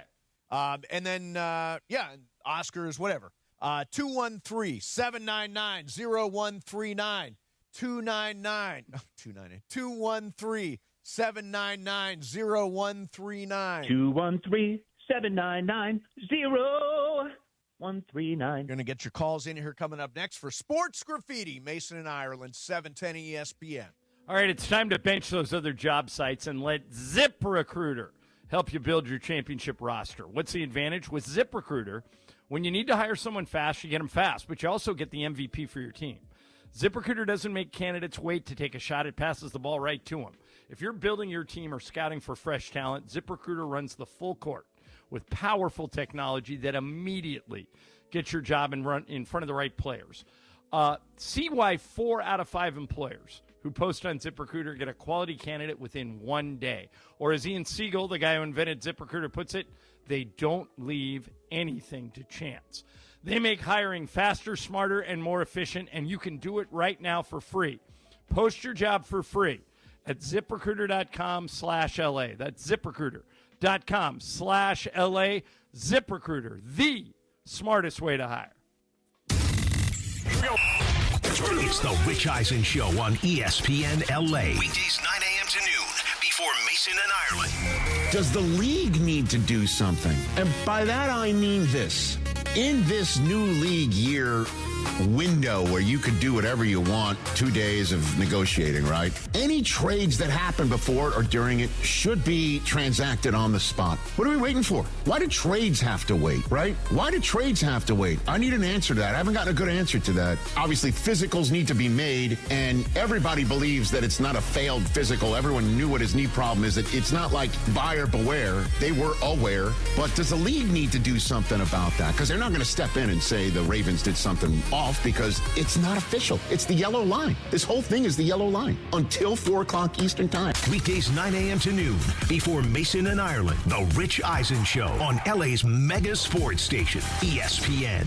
ESPN LA. Hey guys, it's Cappy. You know I'm serious about the game day menu, right? If we've got the game on, I'm not messing around in the kitchen. You know what I'm doing? I'm going straight to Pizza Hut. Right now, they've got 2 insane deals. A large 1-topping pizza or a medium 3-topping pizza for just $9.99 each when you carry out. Order online at pizzahut.com, or if you don't have it by now, grab your phone and download the Pizza Hut app and bring home a guaranteed win tonight. Available at participating locations. Extra charge for stuffed crust and original pan, extra cheese, and extra toppings. Change is in the air at LAX. Los Angeles International Airport's automated people mover trains are rolling soon as part of LAX's ongoing investments in improving your travel journey. The new trains will quickly move guests between all terminals, the new consolidated rental car center, metro trains and buses, and economy parking in 10 minutes or less. Departing every 2 minutes, they'll help approximately 30 million passengers per year. Learn more at lawa.org/ESPN. That's lawa.org/ESPN. Hey, it's John Ireland. Watching a Laker game is so much more than just a game. It's the moments before tip-off, the people you're with, and the food you're sharing.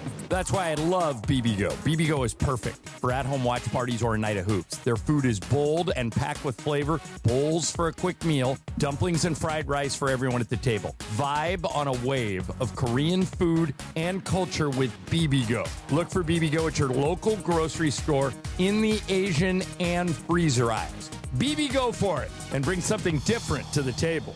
Hi, it's LeBron. The Lakers play here. 710 ESPN. KSPN, Los Angeles. A Good Karma Brands radio station.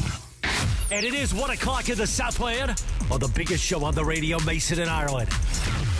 And you know it's time for Sports Graffiti on Mason and Ireland. This is where you call in and talk to the fellas. Now, we may not know the phone number. Oh, what is it? 213-799-0139? 213-799-0139. You get to talk to Mason and Ireland during Sports Graffiti, and we know everybody loves Mason and Ireland. Hector Garola Inglewood. Been following them since they began, since they were in San Diego. I love Mason and Ireland on ESPN LA. I love them because they've kept me entertained for, over 15 years now. You're listening to Mason and Ireland, ESPN LA. Right, so my name is Tino, and I'm from South Central LA. And the reason I do listen to Mason and Ireland, for at least the last 25 years, they've been a big part of my life through the ups and downs. Who's your favorite, Mason or Ireland? Ooh, it's hard to say. It's hard to. I relate more with Mason. Most people do. Let's do it. Sports graffiti time. Take it away, Mace. All right, here we go. Ireland is in Houston. The rest of us here in L.A. getting ready for Rockets-Lakers tonight. Let's start out with Roman in East L.A. Roman, you're on Sports Graffiti. What's going on, man? Hey, what's up, Mace? Hey, I wanted to say that I was there at the game, and I don't know if you guys mentioned it already, but that little kid did bring us back. He was amazing. He was amazing. Yeah, LeBron talked about him after the game. He was the fan of the game. That was the Jacob Imrani thing, and I was in the suite while they were showing him. That little kid was out of his little mind. He was so good cute for him and so pumped up. We're actually trying to track him down, Roman, and get him his mom or his dad on, because that kid was fired up. Yeah. And one more thing I wanted to say. Do you think Marcus Smart told, what's his name, Reeves, to miss it? Because I saw him walk past him, say something to him, and then he missed that shot. Interesting question. Yeah, John, we interviewed Marcus Smart after the game, and he said that he did say something to him, but he wanted him to miss it on the right side. So missing it on the left was all Austin. Yeah. Let's go to Catherine in Huntington Beach. Catherine, you're on Sports Graffiti. Hi there. Hi, Mace. How are you? I'm calling about the Uniqlo sponsorship. I think you guys are going to be pleasantly surprised about what a great company they are, and I think it's a good fit. They're like the Japanese Gap. They make great products. They're constantly trying to improve their brand. And Emily, if you go back and look at the New Yorker from September 2025, you'll see a great article about them. Thanks. All right. Yeah, I shop at Uniqlo. I've bought Uniqlo things. I like Uniqlo stuff. It is fast fashion, so it's not always going to be the best thing ever. It's turning things out, not best for the environment. But Uniqlo has good basics. Is it fair to say they're the Japanese Gap? Yeah, sure. Yeah, sure. Yeah. All right. Close enough. Let's go to Joe in Chino Hills. Hi, Joe. What's up, man? Hey, guys. How you doing? Great. So Friday, you were talking about the whole dilemma on e-bikes. Yep. And I just wanted to say I have a friend that has an e-bike that goes 60 miles an hour. No way. Wow, that's a super And because of the point. fact it has pedals, you don't need a license. So that's how they get around the licensing thing. If it has pedals, it's considered a bicycle. Interesting. And you can manipulate these things to go, his goes 60. 60 miles an And, hour. That's yeah. basically a motorcycle. Yeah, it is. All right. Yeah, those things, I mean, Well, I see why the those story have been we had banned. on Friday was that in Newport Beach they're trying to ban them from the schools. Yes. And I don't know if that's a good idea or a bad Oh, idea. you should definitely at least be able to get a ticket for doing. If you're going 60 on an e-bike, I think California is going to change laws over that. At least for maybe it has to do something with the threshold in which how fast you can go. Yeah. Or if there's an electric motor to your vehicle, but. Yeah, there should be a speed limit for e-bikes, and 60 is way too high. Let's go to Johnny in Valencia. Hi, Johnny. You're on Sports Graffiti. What's going on, man? Hey, guys. Thank you for taking my call here. I'm watching your beautiful faces on YouTube, and I have two quick recommendations. Cool. Number one is I can read kind of what's on the bottom of the screen, and you guys just put, Luka hits game winner, AR gets rebound, and then LeBron jumps on ball. And it's, if any other player would have jumped on that ball, they wouldn't have made the little screen. So is it not time to call it that LeBron's not a big part of the wins anymore? Oh, I think exactly the opposite. Is he not part of the big wins? No, I thought he's doing whatever it takes to win. I think he has dialed back. Yeah, I mean, I think diving on the floor was like a total team first move. But it's anytime we open the phones, people love to bash LeBron. We're used to it. Yeah, it's true. I mean, honestly, he seems to be. JJ is coaching his ass off right now because he's got this thing flying the right direction, and he's figured out a way to use LeBron the right way, to keep Austin and Luka on the floor together a lot, all that stuff. I mean, he's developed really, really solid rotations. Let's go to Sean in Chino Hills. Hi, Sean. You're on Sports Graffiti. What are you doing, man? Hey, how are you? Good. I'm sorry for that. All right, hey, Long-time listener from your San Diego days. Thanks, Love you man. both. Grew up right around from where John lives. We have mutual friends, probably Corona Del Mar, Newport Beach, Costa Mesa. Cool. Something that hit me recently was the passing of Neil Sedaka, and I'm just wondering if you guys ever hit that, because songs from my childhood, it just kind of hit hard. Yep. And I know you're into entertainment and all that. Actually waited on him when I lived in Vegas for a couple of years, and couldn't be a more sincere soul. Yeah, we had a great career, but I don't know if we mentioned it or not, but he's probably too, like, Emily, do you even know who Neil Sedaka is? I do not. Brian? Name does not ring a bell. Yeah, he's pretty old for our audience. Yeah, But then that's not taking anything away from him. He had an unbelievable career. Oh, incredible career. And supposedly now he has sold his songs that he wrote, sold 500 million copies. Jeez. Songs like Calendar Girl, Breaking Up is Hard to Do. I do remember that Laughter one. in the Rain is the one I remember is the a most. big one. Yeah, he's in the Songwriters Hall of Fame, all that stuff. Neil Sedaka, as we like to say around here, he went at age 86. Hail, fellow. That's a good run. Yeah, that's a great run. Let's go to Joe in Philadelphia. Hey, Joe, you're on Sports Graffiti. What's up in Philly? Hey, what's doing? I have just 2 points. First of all, are Austin and Luka the best white backcourt ever? I know that what's it called? That Michael would like it. Oh yeah. I'm trying to think of who's in the running. Gail Goodrich and Jerry West, John Stockton and Jeff Hornacek. That's a good one. I think it's Goodrich and West because they're both in the Hall of Fame. But Luka, by the way, Luka was just named Western Conference Player of the Week. Yes, he was. So that's breaking news. Bob Cousy and Bill Sharman. Yeah, good one. Yeah. Well, back then, from that era, they were all white. Yeah, it's true. Yeah. They were all white at that point. Let's go to Julio in Temecula. Hi, Julio. You're on Sports Graffiti. What are you doing, man? Hey, what's up, guys? Just calling in to give credit to the Raiders and all the moves they're making. I know it's a long time coming, but I just love the direction they're finally going. I know the Knicks trade with Max Crosby was terrible, and it's terrible business on the Ravens' part, but it's good for us because now we got a killer coming at the quarterbacks and just that revamped defense. I just love what they're doing. So that's it. Just a LA Raider fan, and just wanted to give my 2 cents. All right, Julio, thank you. By the way, I do think they're headed in the right direction, and I think the Max Crosby thing may be a blessing in disguise. I think they're going to compete. They're in a really tough division, but I think they've got a shot to be 8-9, 9-8 this year, and maybe build on that depending on how Fernando Mendoza pans out. I think Kubiak has been great with quarterbacks. Look what he did with Sam Darnold, both in San Francisco and then in Seattle last year. I think the Raiders are headed in the right direction. Finally, John, do you agree? I'll believe it when I see it. I think they're going to finish dead last in the AFC West.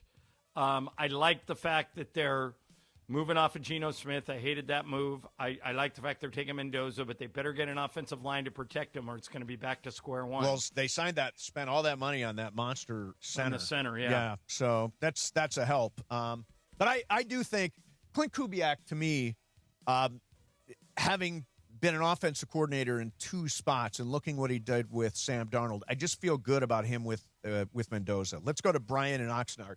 Hi, Brian. You're on Sports Graffiti. What are you doing, man? What's going on, guys? So today is a big holiday. I'm not sure if you guys have spoke about it yet. I just tuned in about 30 minutes ago or so to your station. Yep. Today is 3/16 Day. You guys know what that is? Nope. Really? It's Stone Cold Steve Austin 3/16 Day. I'll be going out to El Segundo Brew. I believe you guys were across the street at we were. Rock and Roll Run. Rock and Brews, yeah. Ago. That's right. But for 3/16 Day for Stone Cold Steve Austin, can I get a hell yeah? Hell yeah! Hell yeah! There you go. Thank you. Yeah, I did not know it was Steve Austin 3/16 Day. Brian, How could we explain miss it? Explain it, Brian. When he used to wrestle, I think he used to rock 316, something like that. I don't know. Is it like from the Bible, like John 3:16? It's not like John 3:16. No. When he originally said that, I thought it must be a Bible quote. But no, 3:16, Steve Austin. Let's go to Mark in San Diego. Hey, Mark, you're on Sports Graffiti. Go ahead, man. Hey, guys, how you doing? Listen, I also go back to the days of San Diego. Wanted to talk about the naming rights, and tell me if I'm wrong. I don't think naming rights have ever been on Wrigley Field or Fenway Park. Well, Wrigley Field is literally a sponsorship. It was a Wrigley. Oh, that's right, Wrigley. Okay. Yeah, but Wrigley, Fenway's not, right? No, Fenway's not. And by the way, I think Wrigley is now. It's not chewing gum anymore. Angel Stadium isn't. Angel Stadium is not. Yeah. Nationals Park. Yeah, There's still a couple there. There are still some out there. What's your take on it there, Mark? Well, I don't think they should be renamed. Those two, and Dodger Stadium the same. Those are the three oldest stadiums in the National American League. Yeah, it's true. Yeah, if you read the coverage of this Uniqlo announcement, they are never changing the name of Dodger Stadium. They're not going to do it. They know what they've got. It's been that since 1962, and it's not going anywhere. And people have never changed their mind on something after an article's been come out. I guess that's true. Well, I'll bet you anything you want. Anything, I'll literally bet you how much time you want. How many How years about do you think John's house in Idaho? Yeah. I will bet you my house in Idaho that they do not change the name of Dodger Stadium. And then my non-house in L.A. Your apartment. Yeah, my you will apartment that I it'll rent. be trading places. Ireland. Em will live in Idaho, I would and you love will live for with Ireland Parker to live Bell. in my apartment. Okay, I'll live with Parker. You'll I like be Parker's roommate. Let's go to Paul in Santa Barbara. Hey, Paul, you're on Sports Graffiti. What are you doing, man?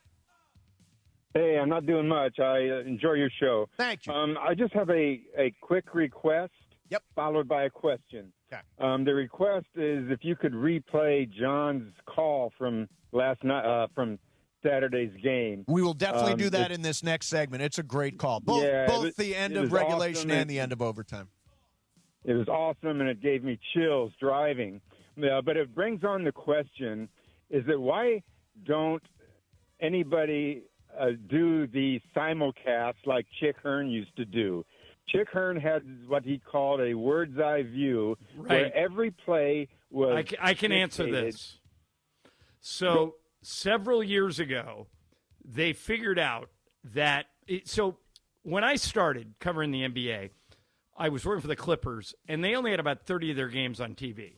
So Ralph Lawler did every game. He did probably 50 on the radio and 30 on TV. And when Ralph did games on TV, they brought me in to do the radio. And what they determined was that you can sell more if you split the broadcasts. And again, the answer to all your questions is money. So, for example, on TV, they can put graphics up during the free throws. They can sell the opening tip. They can put things in a box and put ads around the outside of it. In radio, we can sponsor a whole bunch of different things.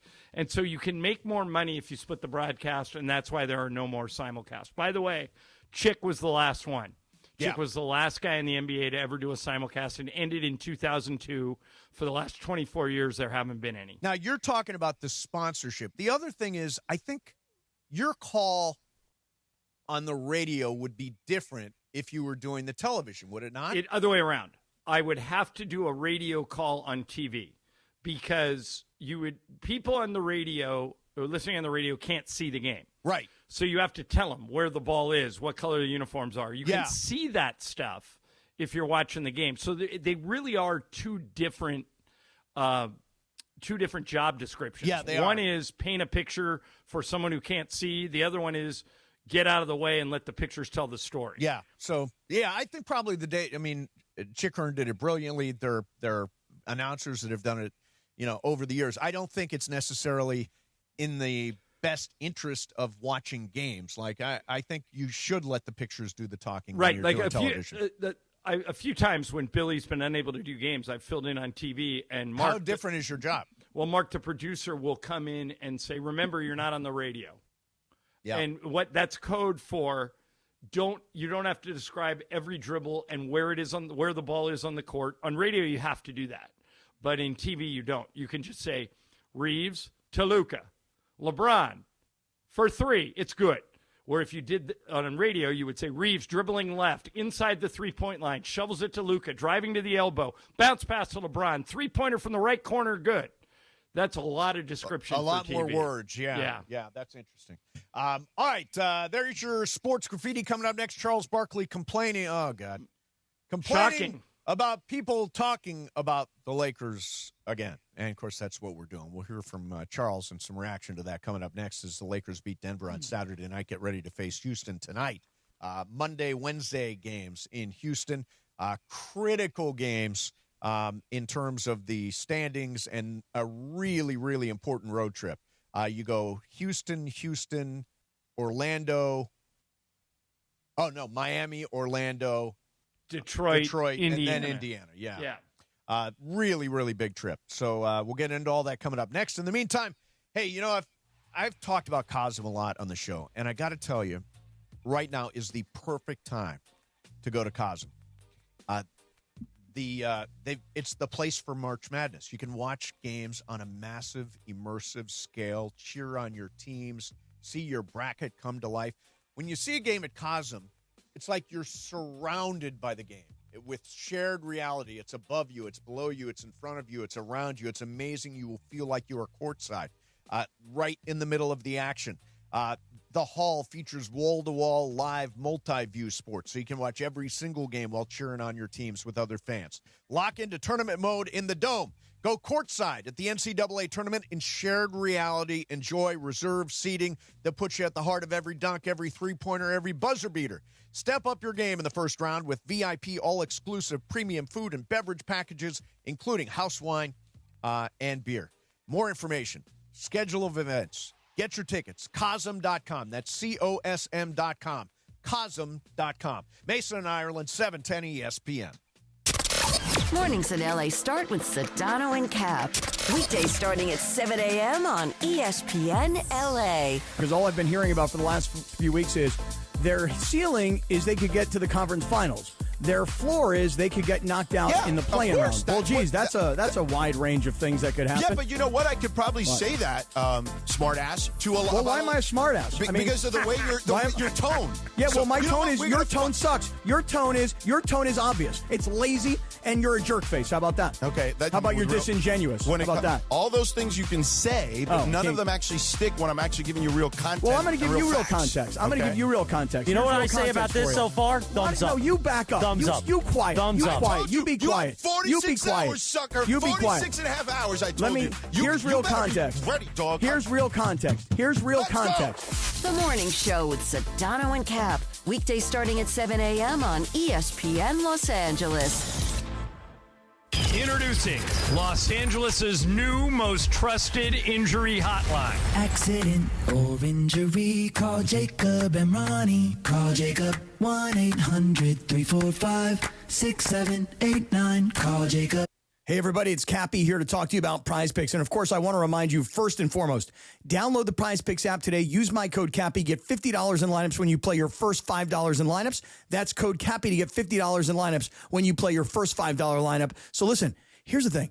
Right now, basketball season, you got to shoot your shot, man.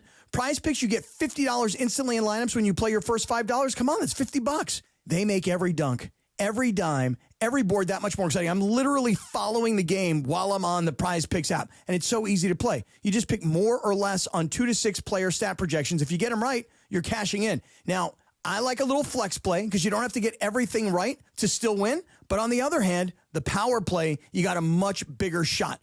Prize Picks is a great way to put your takes to the test. So download the Prize Picks app, use my code Cappy, K-A-P-P-Y, to get $50 in lineups when you play your first $5 lineup. That's code Cappy to get $50 in lineups after you play your first $5 lineup. Prize Picks, it's good to be right. If you run a home service business, you're probably wondering if your current software is ready to handle that next phase of growth. You're working hard to bring in more revenue, stay on top of marketing, payroll, projects, and more, all while keeping your customers happy. But your software isn't cutting it.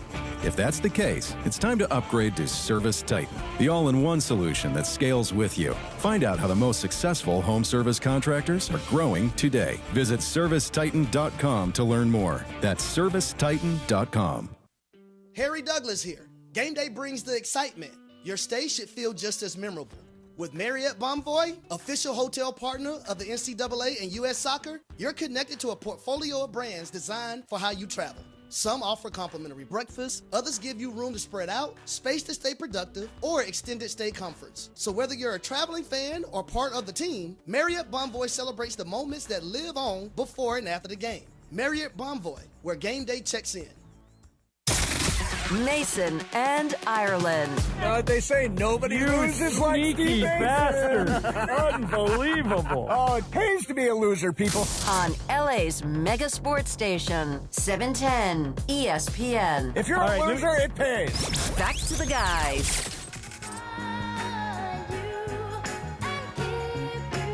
By popular demand, it was a dramatic, exciting, thrilling night at Crypto.com Arena on Saturday. I was excited to be there for this one. It was the game of the year.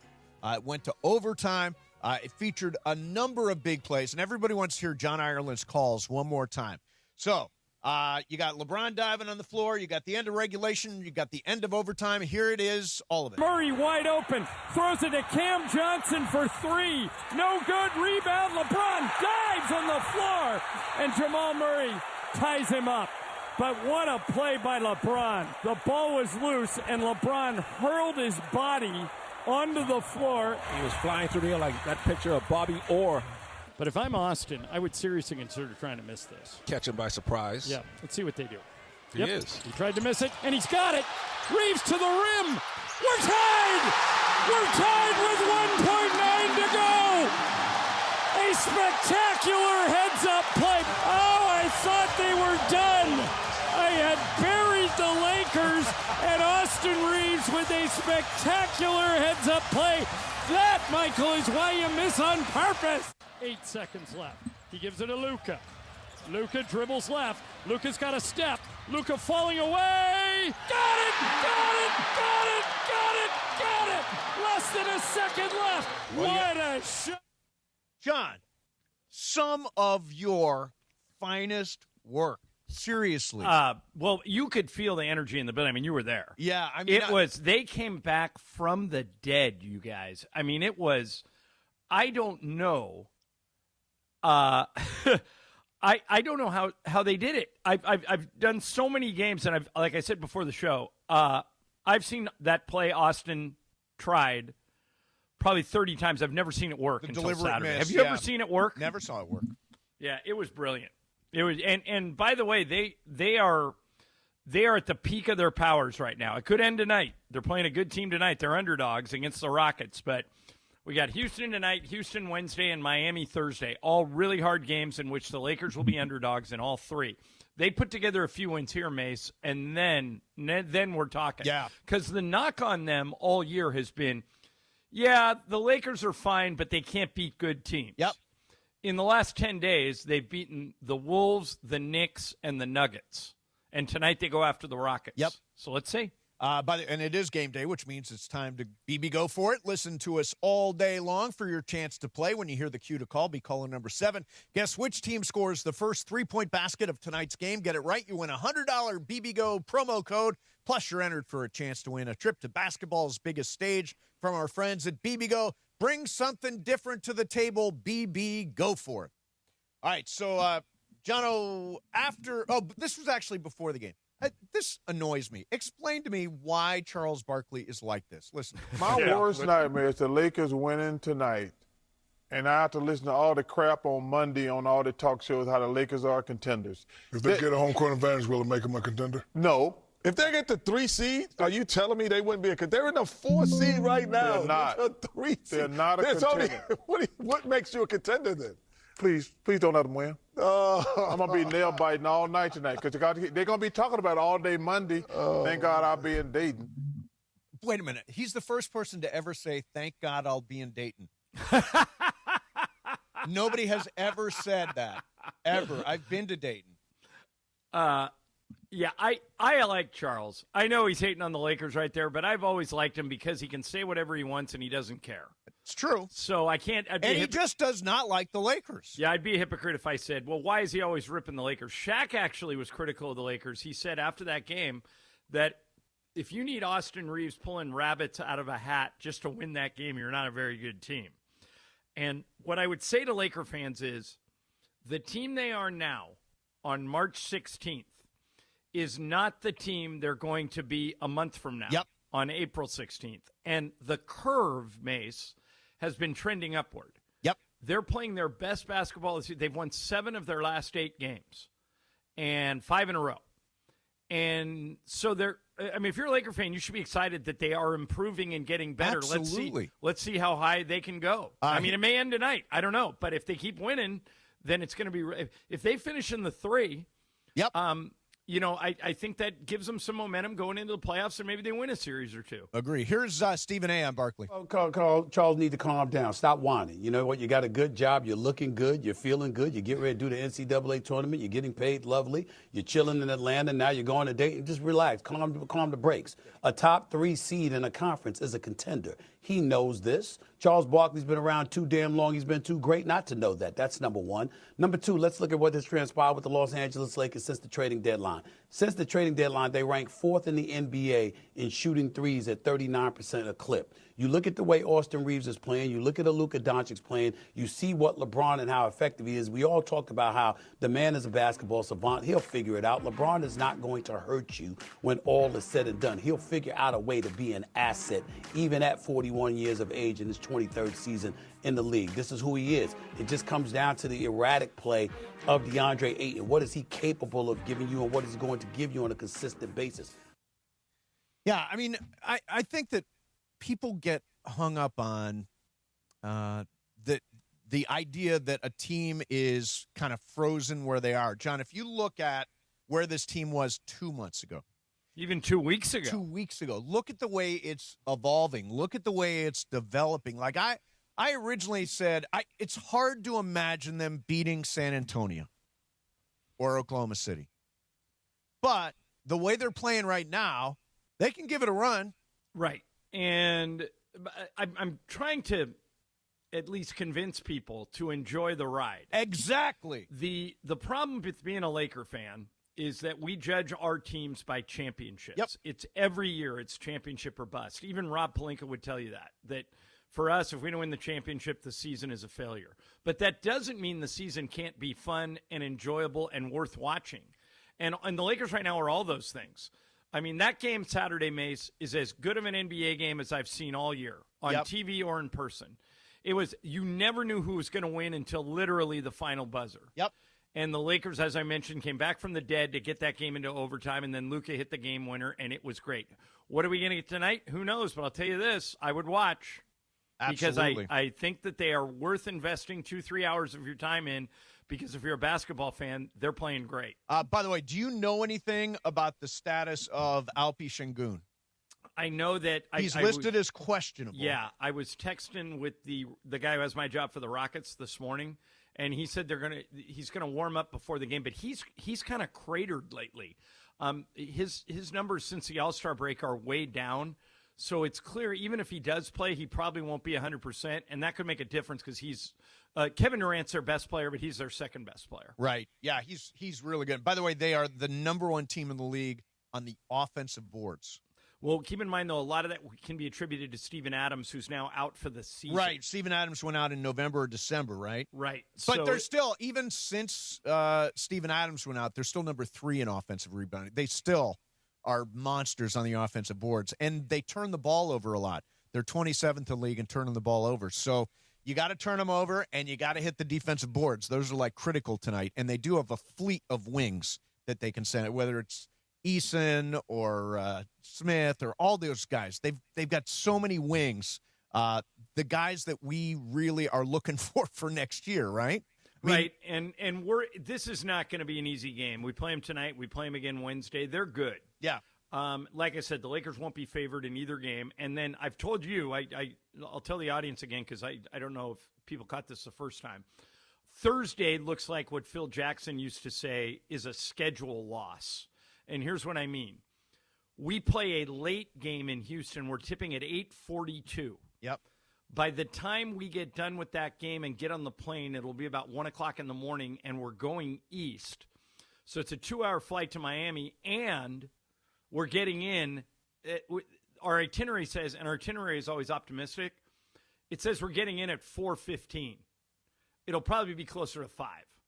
And then we got to play that night. So this is not going to be an easy week. But I don't think they're in a position to necessarily punt a game, are they? I don't think they're going to punt the game, but they asked the NBA if they could move it, and the NBA said no. because ESPN really wanted Lakers-Rockets on Right, Wednesday sure. night. In a perfect world, what the NBA would have done is play here tonight and then play here tomorrow night. Yeah, so Play back because to back both there. teams are already here. Yeah. Then Wednesday would be a travel day, but money talks, and ESPN said, no, we want Lakers-Rockets on Wednesday night, and so the NBA told the Lakers, go pound sand, you're playing. Yeah. So we'll see how it goes. I mean, it's not to say they can't win. It's just a ridiculously scheduled game where we get in at 4 a.m. and have to play that night. All right, this is kind of a load. I guess it's a load management question, yeah. If you're the Padres, would you let Mason Miller pitch tomorrow night? We'll do that coming up next as the World Baseball Classic Championship game is tomorrow night. Mason and Ireland, 710 ESPN. National University. When the game ends, the drive doesn't. But matter of fact, Dr. Mark Milliron, the head of National University, was at the game on Saturday. He's a great guy, too. Terrific guy. He saw the game in person with a couple of his coworkers.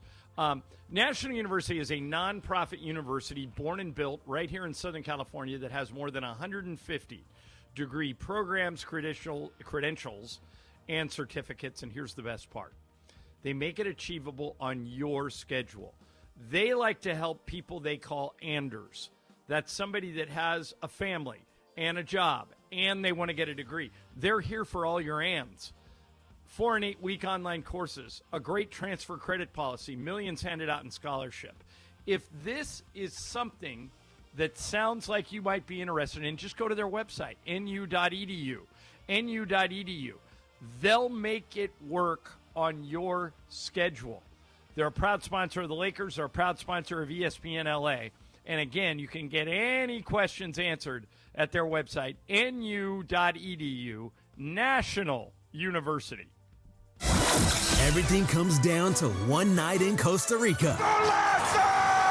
After a 1-1 draw in LA last week, the Black and Gold head to Central America for the deciding second leg against Alajuelense in the CONCACAF Champions Cup round of 16. Hey, this is Son Heung-min. It is Denis Bouanga, Los Angeles Football Club. 90 more minutes to decide who moves on. Los Angeles Football Club versus Alajuelense. ESPN LA is Black and Gold. Pre-game gets going tomorrow at 5:30 p.m. on 710 ESPN and the ESPN LA app. Hey, me and Momo are live from Hard Rock Hotel and Casino Tajon this Friday from noon to 3. We're going to be watching the NCAA tournament all day long, and if you're one of the first 100 Unity members at the remote and say alley-oop, you score $100 in free play and a chance at signed sports memorabilia. Hard Rock Hotel and Casino Tajon. This is how SoCal plays. See you on Friday.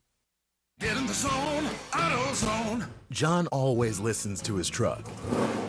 So when his brakes start talking, he goes to AutoZone, where a helpful AutoZoner gets him the right parts. If John has time to put them in, he borrows a kit with Loan-A-Tool. And if he doesn't, he gets a free shop referral. No hassles, just help. Everything you need, nothing you don't. Get in the zone, AutoZone. Deposit required for Loan-A-Tool. Restrictions apply. Progressive knows sports brings people together, but you gotta feel bad for people who don't even get it. Some people will never know what it's like to see their favorite team's hopes decided by a ping pong ball to draft the next superstar. Or not. I mean, sure, it's silly for your happiness to hinge on the success of a 20-year-old entry-level employee, but you just can't help yourself. The stress is exhilarating. Progressive can't bring people together like the draft, but we can bring your home and auto insurance together with a bundle. So switch and see if you could save hundreds. Progressive Casualty Insurance Company, affiliates, and other insurers not available in all states or situations. ESPN LA family on personal injury attorney Joseph S. Normand. 2026 marks 15 years that you've trusted me to represent you. When you're hurt and down, I'm honored to fight for you in personal injury cases when it matters most. Numbers don't lie. I'm the real deal. The voice you hear is a voice you get. If you've been injured in an accident, call 213-747-1234, 213-747-1234, or visit normandlegal.com. Normand Legal, built on trust, proven by results. I look good behind the wheel of a caddy. Some say it's a gift. I say it's my legacy. Buckle up for the top reasons to visit Morongo. We're giving away a Cadillac Escalade IQL the 29th. Earn entries now playing your favorite games, and you could drive home in a new Cadillac. Number 2. We're your spring break headquarters. Book your spring break good times getaway today. And the number 1 reason. The Van Perry, live March 28th. Get tickets now. Morongo, good times. The OGs of LA Sports Radio. I'm a babyface and John's a heel. John's not a heel. Exactly. John's the heel. He's the 1% a heel. He's a heel. Well, I'm Mr. 1% and I own it. Back to Steve Mason and John Ireland.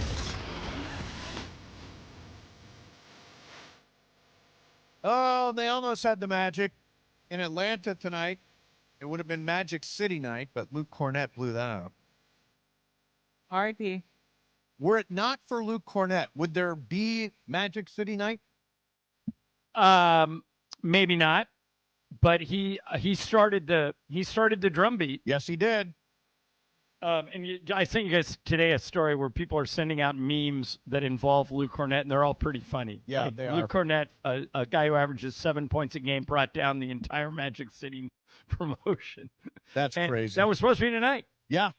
It's like if Dalton Connect really didn't like one of the sponsored nights at the Lakers, right? Like that's kind of the same kind of player that Cornett is. Yeah. Yep. Exactly.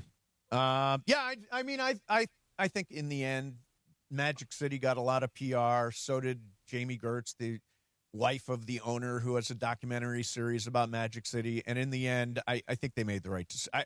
Was it Adam Silver or was it the Hawks that pulled the plug? I think it was Silver under pressure from Silver, sponsors. Yeah. I think the Hawks wanted to do it. So last night, the Team USA, the U.S.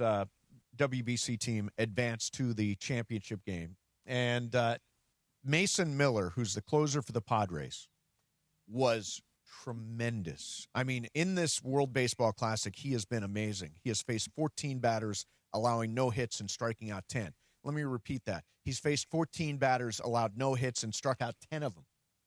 It's insane. But he needs to have the permission of the Padres to pitch for a third time in 5 games. If you're the Padres and you've got this valuable asset, this guy who is going to be the key to your entire season, your lockdown closer, do you let him pitch for the third time in 5 games? 100% yes. He is a reliever. It's not like you're asking him to go throw 100 pitches. If he could close and pitch 1 inning and it wins you the World Baseball Classic, I absolutely think they should do it. And as a matter of fact, I'm a little disappointed that Tarek Skubal isn't coming back and pitching. I mean, this has turned into kind of a huge deal. Yeah, oh, yeah. And you know, but the Americans, I can't tell where their heads are at. You know, they mailed in that Italy game.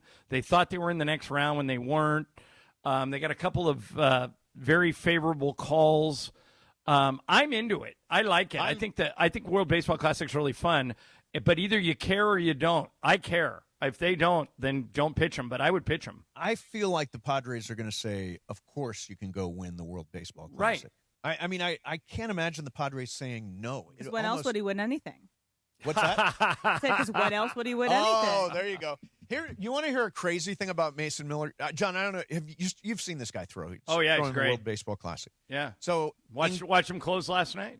Including the 2025 regular season, the postseason, and the World Baseball Classic so far. He has thrown 272 consecutive pitches without allowing a hit. He's thrown 272 consecutive pitches without allowing Roughly a how hit. many innings is that? Brian, do the math. Not sure, but on top of that one, I know for the last 50 batters, they're 0 for 50. I think 40 strikeouts. So let's just say that's 50 batters. It's insane. That's the guy the Padres traded for from Oakland that I really wanted the Dodgers to get last year. We get Edwin Diaz. We're really happy. But the Padres, Mason Miller is a hell of a closer. Hell of a closer. I do think he'll be on the mound when we win the World Baseball Classic tomorrow night. Who do you think will face, Venezuela or Italy? Venezuela's a better team, but Italy's been hot. I want another crack at Italy. Give me Italy. I also think Italy is going to be there. I think they are starting Aaron Nola, So they got a legit big-time frontline starter going for him tomorrow night versus, let's see. Who would that leave them to pitch in the championship game? Do you know? For the U.S., it's going to be McLean again. No, McLean for us. But for Italy. I think starting. it'd be Michael Lorenzen. Oh, Michael Lorenzen. Didn't he pitch 2 nights ago?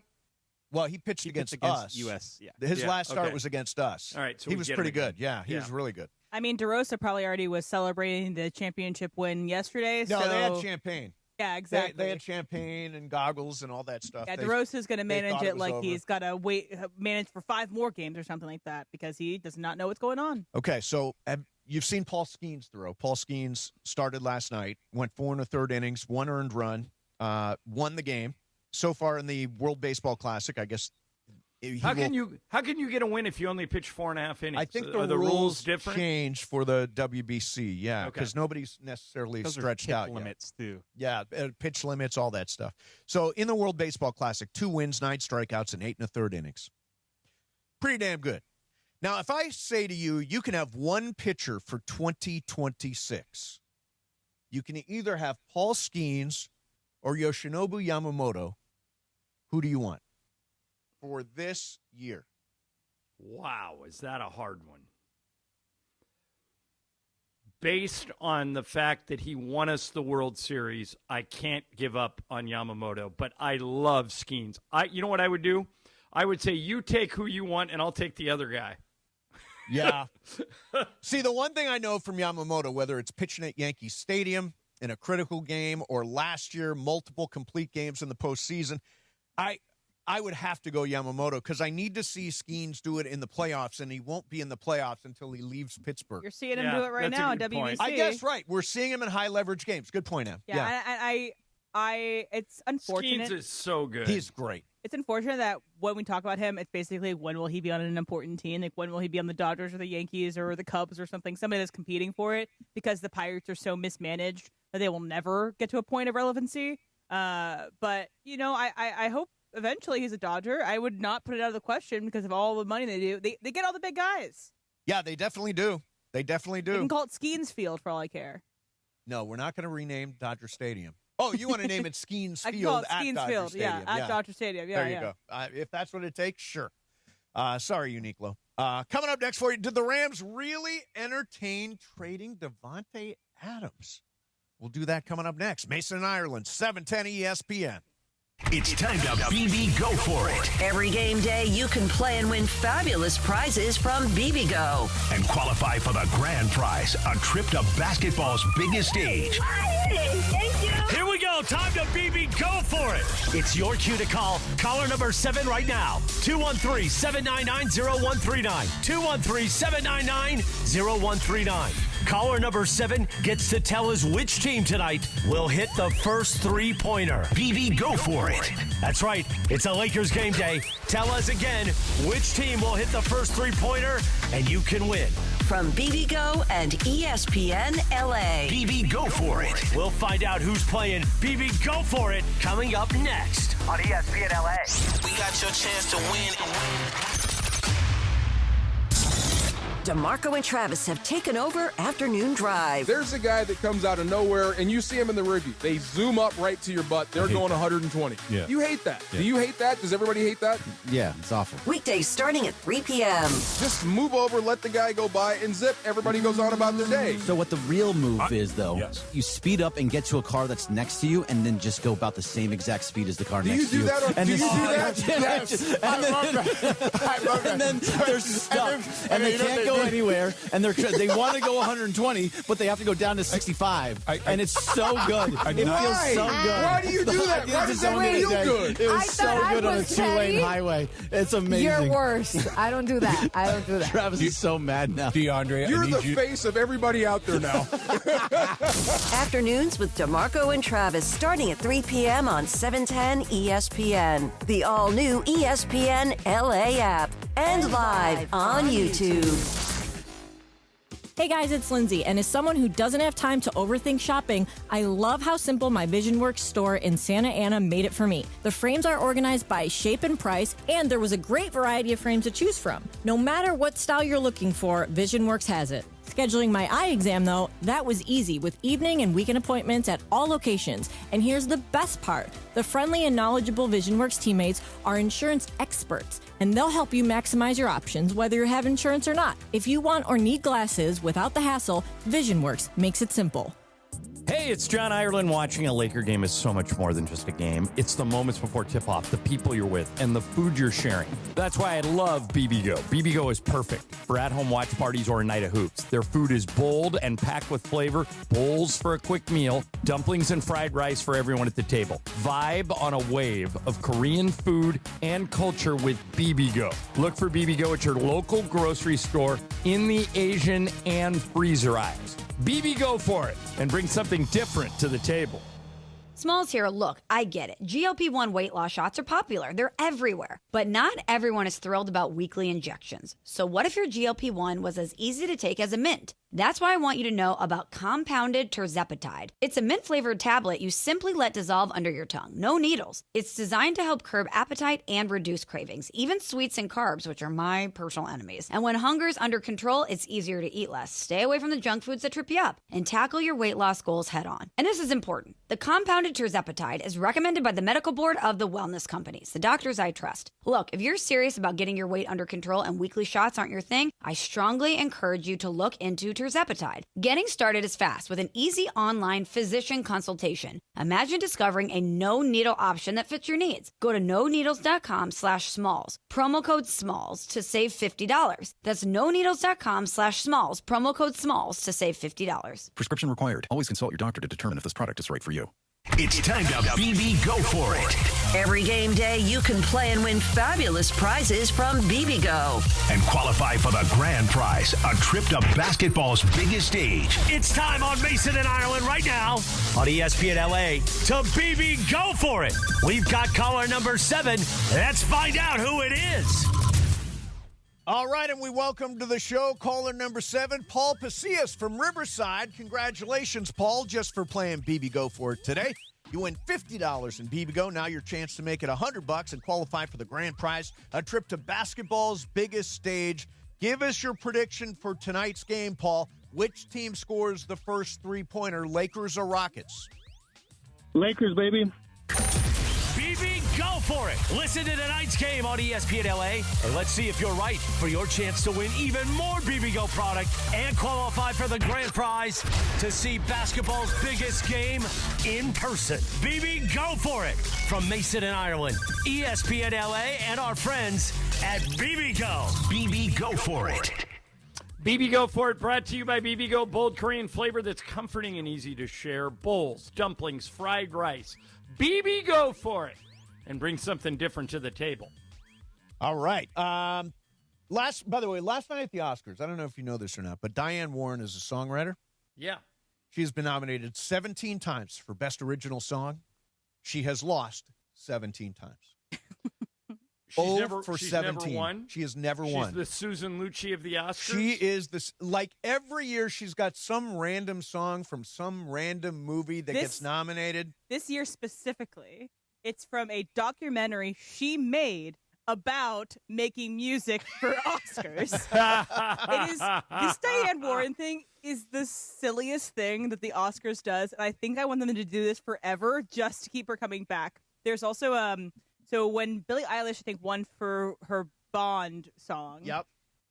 I think Diane really thought she was winning that time. And so if you see that clip, you see Diane go through the stages of grief as she sees Billie, who's next to her, win this award. And she just looks beside herself like, Diane, it's like okay to be a loser, but I don't know if I would keep showing up if I was her.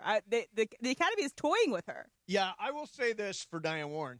Last night's song was totally forgettable, but she has written some good ones. She did I Don't Want to Miss a Thing from Armageddon, which is a great song. Because You Loved Me, which is from Up Close and Personal. Nothing's Gonna Stop Us Now from Mannequin. How Do I Live Without You, Leanne Rimes from Con Air. That's so weird that song's from Con Air. How Do I Live Without You? So she's written really good songs over the years. She's just not won. And she now is the biggest loser in Oscar history. If you guys had lost 17 times in a row, would you keep going back if you were nominated? Hell yes. Just on on the chance that they may come around. I would Sean Pennant. I would go meet with the head of state, and I would not be at the Oscars. Yeah, he's negotiating a treaty somewhere. Yeah.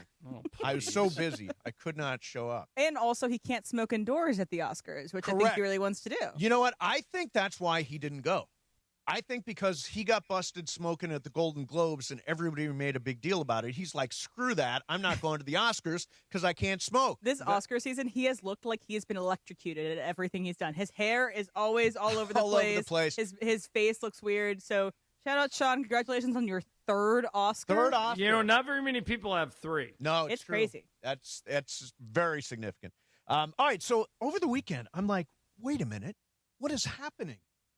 I heard that I read that the Rams were considering A.J. Brown making a trade to Philly, and simultaneously they would have offloaded Davante Adams in a separate deal.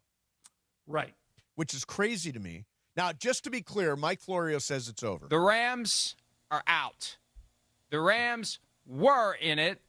The Rams aren't in it. The Rams have tapped out. I wrote about this over the weekend, and I'm very sensitive here to the players' interests. We are very pro-player here, but I'm also sensitive to our interest to tell the audience the truth. As I understand it, the Rams exited after reviewing the medical information. It prompted the Ravens to say, no thank you to Max Crosby. Now, it wasn't at a physical, but there's still ways you can check medical information without bringing the guy in for a physical. So maybe there was an issue. Well, it sounds like there was an issue with the whatever initial medical records they could get. There was an issue, and so they didn't move forward with this. I mean, John, I would take Davante Adams every day of the week over A.J. Brown. So would I, but I wonder if we're in the minority. A.J. Brown is 28. Yes. Davante Adams is 32. Emily, my sense is you would probably want Davante, right? In this system. And by the way, 33. Davante's 33. Yeah. Sorry, go ahead, Emily. In this system, I think I'd prefer Davante because of how valuable he was in the red zone. And I think I would love A.J. Brown to be the third wide receiver, but in this scenario, it seemed as if they couldn't make that work with money. So I'm hoping that they get it better. They still need a good third wide receiver, and hopefully they get it in the draft. Yeah, I mean, I care about 2027. That's all I'm thinking about. Or 2026. That's all I'm thinking about right now. 2027 will take care of itself. Davante Adams led the league in touchdown catches last year. He's a cheat code in the red zone. I'm sorry. I think that would have been a huge mistake. The other thing is, A.J. Brown, we know he's a good player, but we also know he's dramatic. He's also a good reader. I mean, he will sometimes crack a book open. I don't know on if the you want sidelines. to bring that drama to the Rams when you know Davante Adams is the opposite. I feel like this is of all the things, I think that's the least important thing about A.J. Brown, because, at least with the Rams, I think people who are saying that A.J. Brown will be the same person in the Rams that he was in the Eagles just don't really know the Rams. Yeah. Because the Rams are an organization that kind of snuffs out those I don't want to say bad apples, but like the bad attitudes. Yeah. They everybody kind of comes together because you have a strong hand at the wheel, both Les Snead and Sean McVay, and people will follow them. I don't think it's the same thing in Philadelphia. Who's in charge there? Nick Sirianni? Kind of not really. They have a rotating of offensive coordinator all the time. Is Big Dom in charge? The Eagles are so fractured that I think if he came to the Rams, he would fit. And what's interesting about everything you just said, I agree with all of it, but as Troy Aikman pointed out during the season, if you put Nick Sirianni's one-loss record and how far he's gone in the playoffs up against anybody, he's like one of the greatest NFL coaches of all time. Okay, but it has more to do with his offensive coordinator than it does with him. There are years where they are poor. It's the years in which they have a poor offensive coordinator.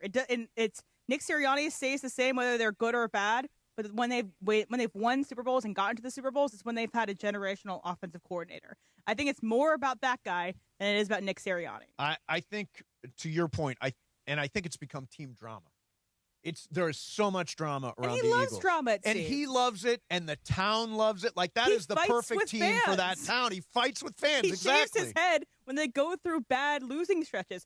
He is a Philly guy, seemingly, through and through. I don't actually know if he's from Philly or not, but he's perfect for the town because he's perfect for sports radio. Yes, he is. Because he has nothing to do with their wins and losses.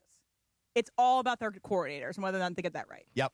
Well, I for one, am happy that we still have Devonta Adams and we don't have A.J. Brown.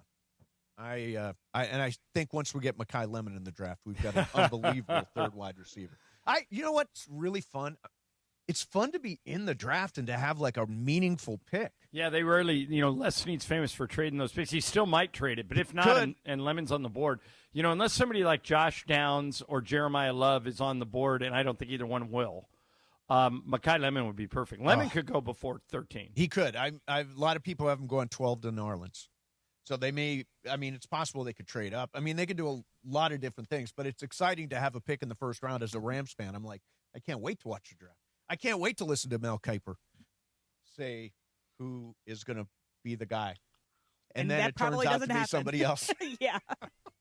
Mock drafts are the most ridiculous exercise in the world. And 90% of them are wrong. I think the two most unnecessary things are mock drafts and mock brackets for March Madness. Mock brackets, yes. Although are we doing brackets? We are. We have to for the Ride the D shirts. Right. And the loser has to wear a Ride the D crop top. For a whole show. Since you're in Houston this week, John, just send us a screenshot when you pick or whatever your teams. Don't we want to start a Mason and Ireland group? Oh, yeah, we can do that. Yeah, we'll do that. And then we'll fill out our brackets tomorrow. And then amongst the four of us, whoever finishes last. Are we going to add Michael and Pepe or just the four of us? Oh, my God. Can you imagine Michael Thompson in or Pepe in a crop top? Yeah, let's see if they'll do it. Let's see if they will. Michael probably won't do it. I bet you Pepe will. Pepe, he's game. He'll do it. Yeah. I saw Pepe at the game on Saturday night. He was a witness. Wave? No, he was actually on the court with me after the game when we were shooting around, and he was the one that actually saw me draining shot. Was he interviewing players? He was not interviewing players. He was not. I think he had been. I think he was done interviewing players. All right, coming up next for you is Fast Track. In the meantime, that slow crawl on the 405 when everybody's like half awake and trying to merge like it's a negotiation.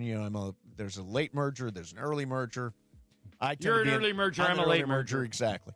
That's also when a lot of crashes happen with work trucks or commercial vehicles, and you've seen them, the ones with company names and logos on them, the ones with "How am I driving" stickers. Look, if you are involved in an accident with a commercial vehicle, you need Jacob, and you need him fast. Even if it's not a commercial vehicle. Yeah. Even if it's just a normal vehicle. And the number you need to call is 800-345-6789. That's how easy the number is to remember. 800, and then start at 3 and count to 9. 345-6789. Mace, calljacob.com still works, but when you've been in an accident like you were, make that first call. It'll take a lot off your plate. Absolutely. 800-345-6789. That's 800-345-6789. Mason and Ireland, 710 ESPN. Mornings in LA start with Sedano and Cap. We're sort of like a seesaw, you and me. You're very pro LeBron. I'm very skeptical of LeBron. Weekdays starting at 7 a.m. on ESPN LA. Right, but I don't understand why you're so skeptical is my question. Well, why are you so pro? Really? He's pretty damn impressive, isn't he? He's a basketball player. Like, I would say, being pro, this notion that you have to be pro LeBron is is being out on some limb. You know what I mean? I don't think that that's being out on a limb. I know, but why is being critical so bad? But it doesn't feel like you when he's played bad, I've said, oh man, he did not play up to his standards, blah blah blah. I'm happy to say all that stuff. No big deal at all. It feels like you were putting vinegar in your mouth when you have to give him any credit. You mean regular straight up vinegar, or are you talking apple cider vinegar? Because they're both horrible. Not apple cider, because that's actually healthy for you. No, but they're just both horrible. The Morning Show with Sedano and Cap. Weekdays starting at 7 a.m. on ESPN Los Angeles. Not sure what to do this week? The answer is always Cosm. Here's your Cosm calendar for the week of March 16th. What a week it's going to be. Baseball. Cosm has the World Baseball Classic at 5 o'clock on Tuesday. Champions League. Check out Manchester City versus Real Madrid on Tuesday at 1. Basketball. The Lakers are in Houston to take on the Rockets. And then all the excitement that is the NCAA tournament with exciting round 1 action on Thursday and Friday and round 2 on Saturday and Sunday. Imagine watching heart-pounding tournament games in the Cosm Dome on a massive 87-foot wrap a round LED display. And Cosm has a full menu of local food favorites like birria tacos, a beast burger, poke tacos, and tri-tip sandwiches. For appetizers, there's shrimp ceviche, Korean corn cheese nachos, and wings. Cosm also serves craft cocktails and beers, and this is only part of the delicious offerings of the Cosm menu. Visit Cosm.com right now for a list of all events. That's Cosm.com, and that's your Cosm calendar for this week. That's your Cosm calendar. The home of USC football, and now the home of The Rich Eisen Show. Weekdays 9 a.m. to noon, KSPN Los Angeles, a Good Karma Brands radio station. And it is 2 p.m. in the Southland on the biggest show on the radio, Mason in Ireland. And it is time for Fast Track. Fast Track. The return of Fast Track, driven by our friends at Cerritos Auto Square. Why do more people buy their car at Cerritos Auto Square than from any other location in Southern California? Easy. With 24 dealerships side by side, car shoppers can find the right car at the right price at the right location. Cerritos Auto Square. Learn more at CerritosAutoSquare.com. Time for Fast Track. Down low is 350 cube, 3 1/4 horsepower, 4-speed, 410 gears, 10 coats of competition orange, hand rubbed lacquer with a blue plain manifold, full race cams. Fast Track on Mason in Ireland. Time for Fast Track. Take it away, Mace. Zoom in. I continuously find myself in enemy territory in this one subject. I'm throwing elbows. I'm creating space. I'm trying to box out to protect Timothée Chalamet. I love Timothée Chalamet. He's my favorite actor of his generation. I am super happy for Michael B. Jordan. Much deserved to win Best Actor. But it does hurt my heart a little bit because I think, one, Timothy should have earned his Oscar back for Call Me By Your Name. Instead, it went to Gary Oldman for a movie that is very forgettable. So I understand when you get older as a man is when you get your Oscars. When you're younger, you don't usually get it. But if you're in my camp, if you're the Timothée Chalamet, let's wait and see again his Oscar. I want to take some advice from Dan Campbell. After Dan Campbell and the Lions lost in the NFC Championship game, this is his thoughts to his team and to the city of Detroit.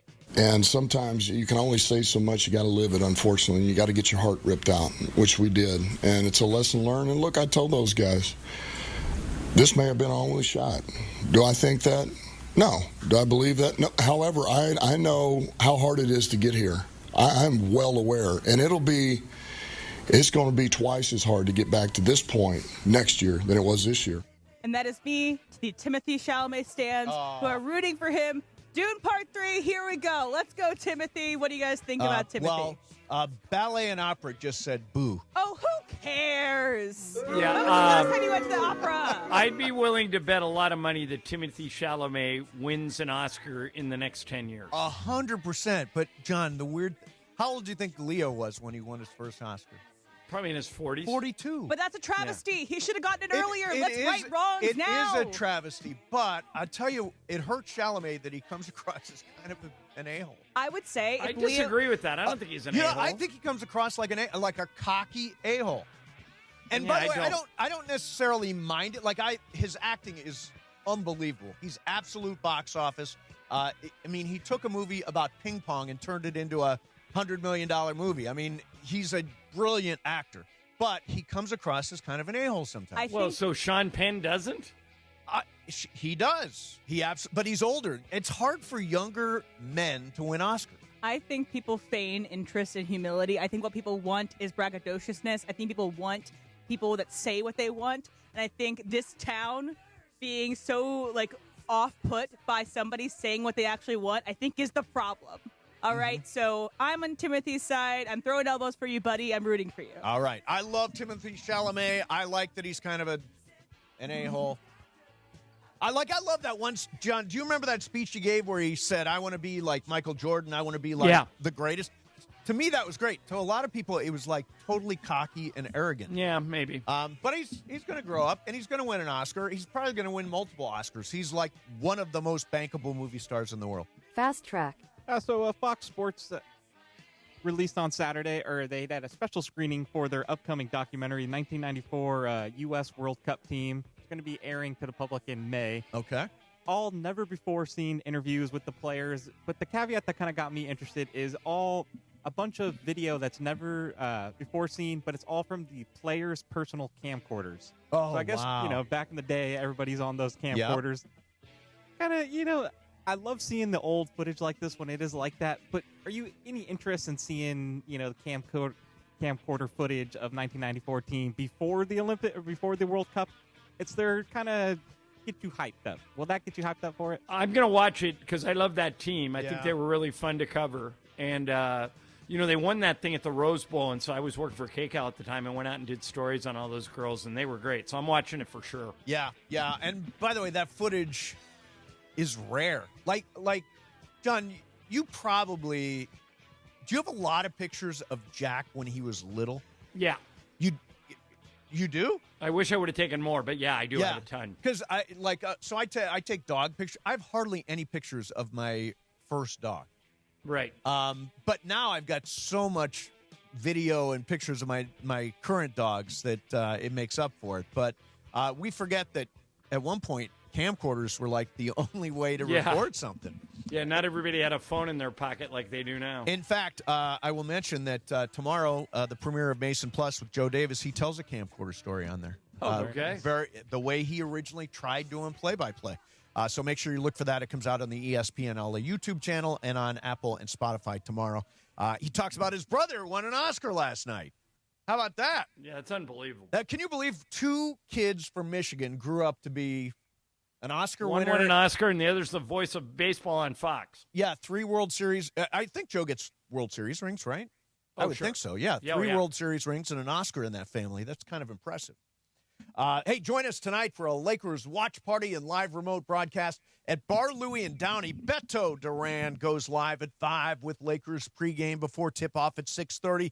Watch with fellow fans, enjoy some ice-cold Michelob Ultra, and come for your chance to win tickets and exclusive signed gear. Don't miss it. That's tonight at Bar Louie in Downey with ESPN LA and Michelob Ultra, the official beer sponsor of your Los Angeles Lakers. John, Saturday night as I watched Austin Reeves really play an unbelievable game. I think he had 31 and had that unbelievable play at the end of regulation.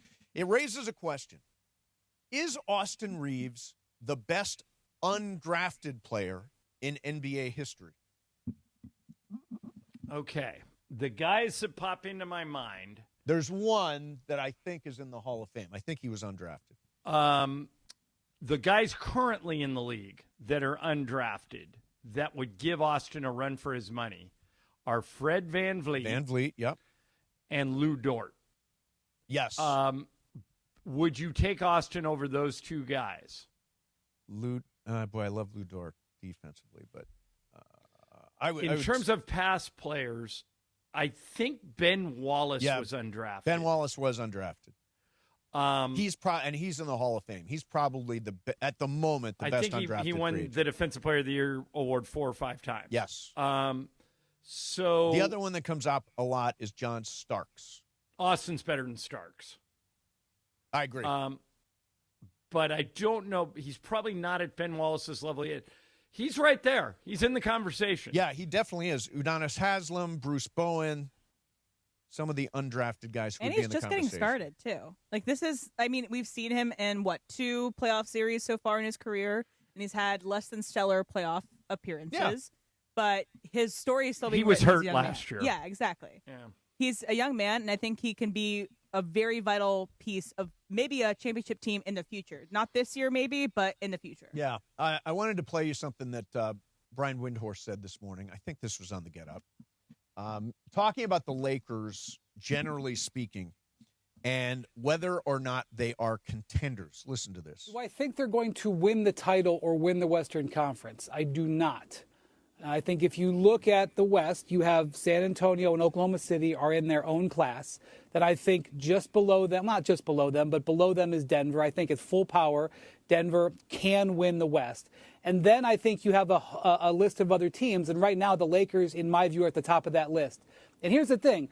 It doesn't just have to be an ironclad yes or no. It's okay in the world to have shades of gray and to say nuance. What's happening with the Lakers right now is extraordinarily positive. They have gotten better as the months have gone on. J.J. Redick has rolled his sleeves up and stitched together some schemes defensively and some lineups defensively. They have been a sort of average defensive team for the last 2 months. That's great news.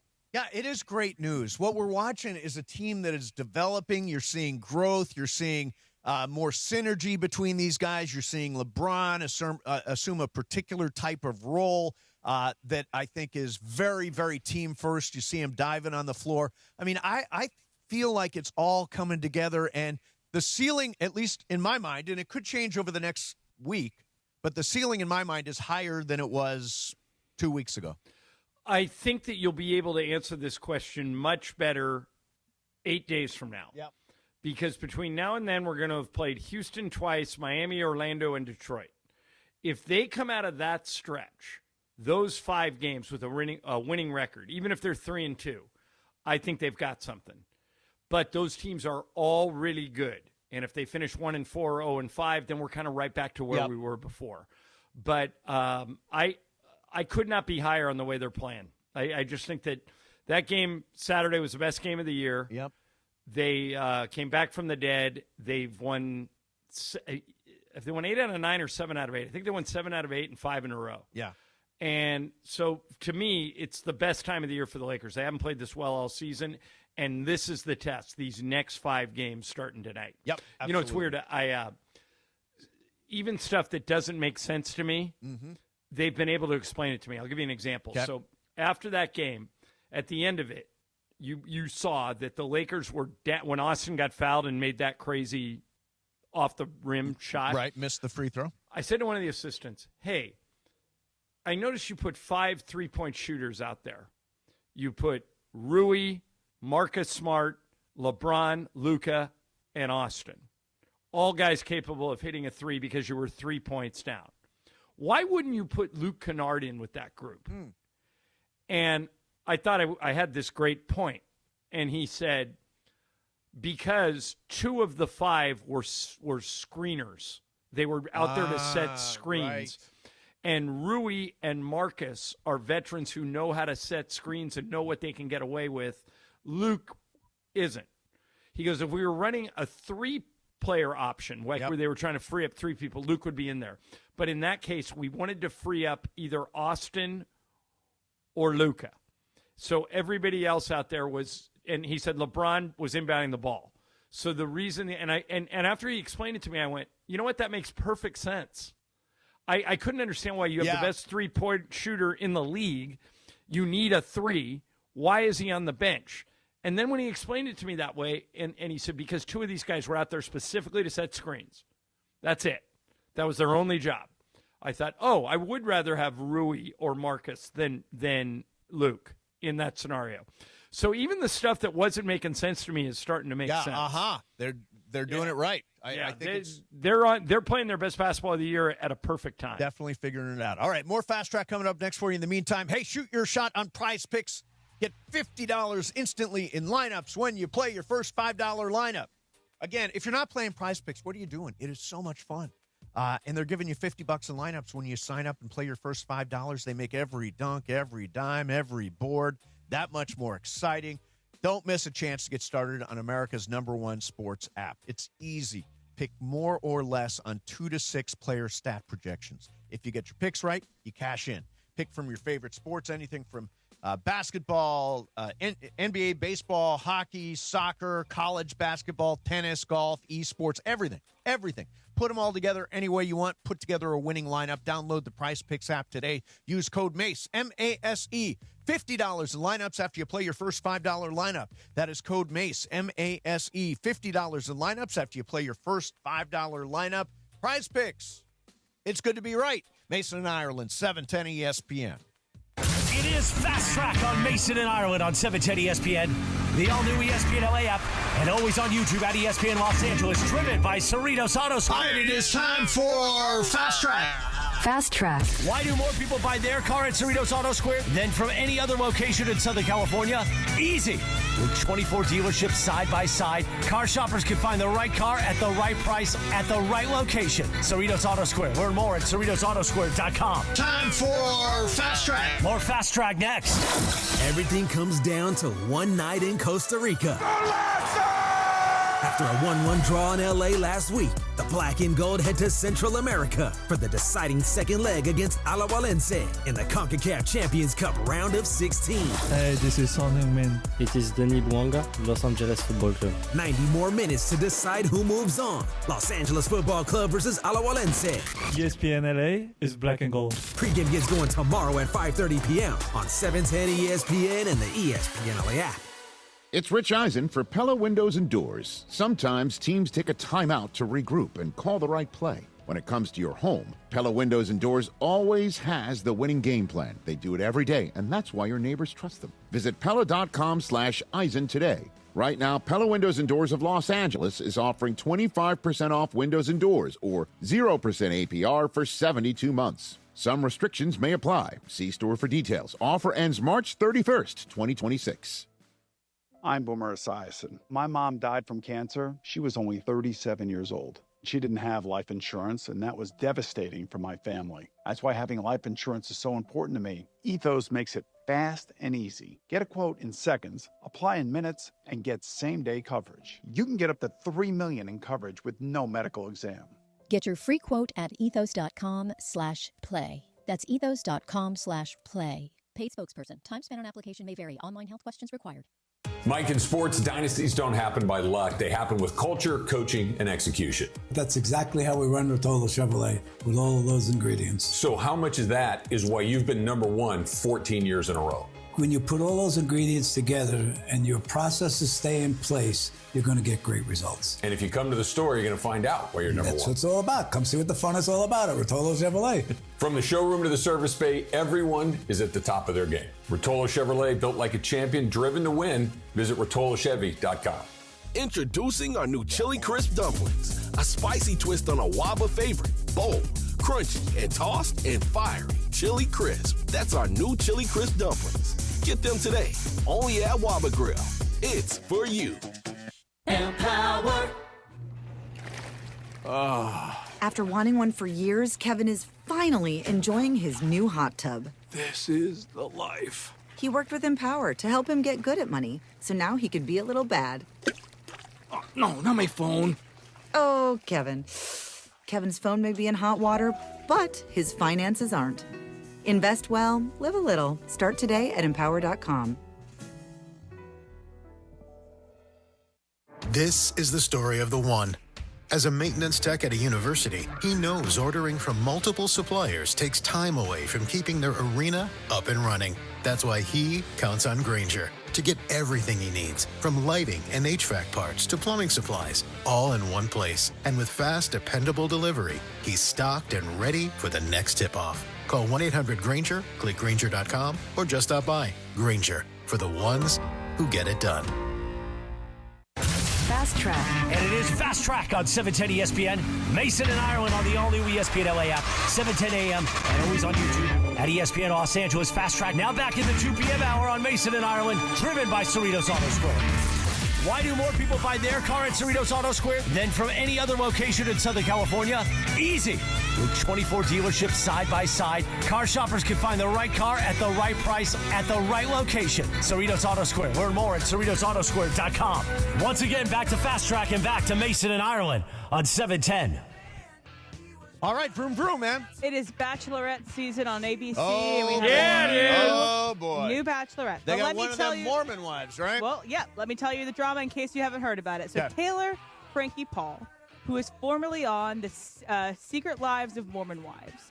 She had a husband, and now she has a father of her child. And she is now going to be the new Bachelorette.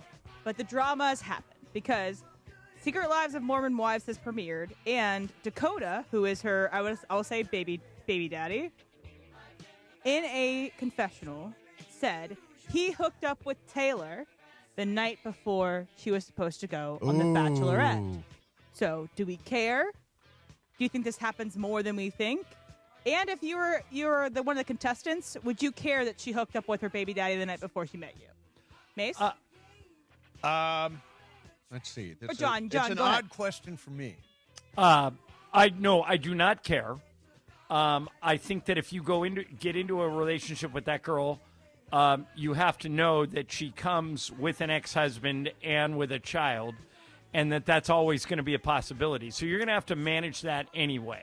So, no, I don't care that she hooked up with him the night before The Bachelor, because I think a lot of people go on that show, just to get their own publicity. Like, they're not really interested in a long-term... What? John, last night I saw part of it because it came on after the Oscars, and she seems like she's in it for love. She wants to find someone that she can settle down with, and she seems like the kind of girl that will want to settle down. Yeah, good luck with Step out of the spotlight and, all that kind of stuff. Don't you think she has that in her? Well, let's see. She's been on 2 reality shows, and she's not 30 yet. You think she wants out of the spotlight? Oh, trust me, she's half cup of crazy. And it's like she's trying to cover her bases. Yes. So if she doesn't meet the love of her life from the show, she still has her baby daddy on the side that can comfort her on nights. You know what I thought was interesting is, so Mormon Wives was on Hulu, right? That is correct. Yep. So now they've taken Hulu and ABC are together. So now they're taking one of the reality stars that they've created and put them on ABC. It makes perfect sense. It's like Traders using a lot of NBC Bravo. people, right? Yeah, exactly. It's very synergistic. Yeah. And John, you think the Mormon wives are they the craziest of all the housewives? Different. They are.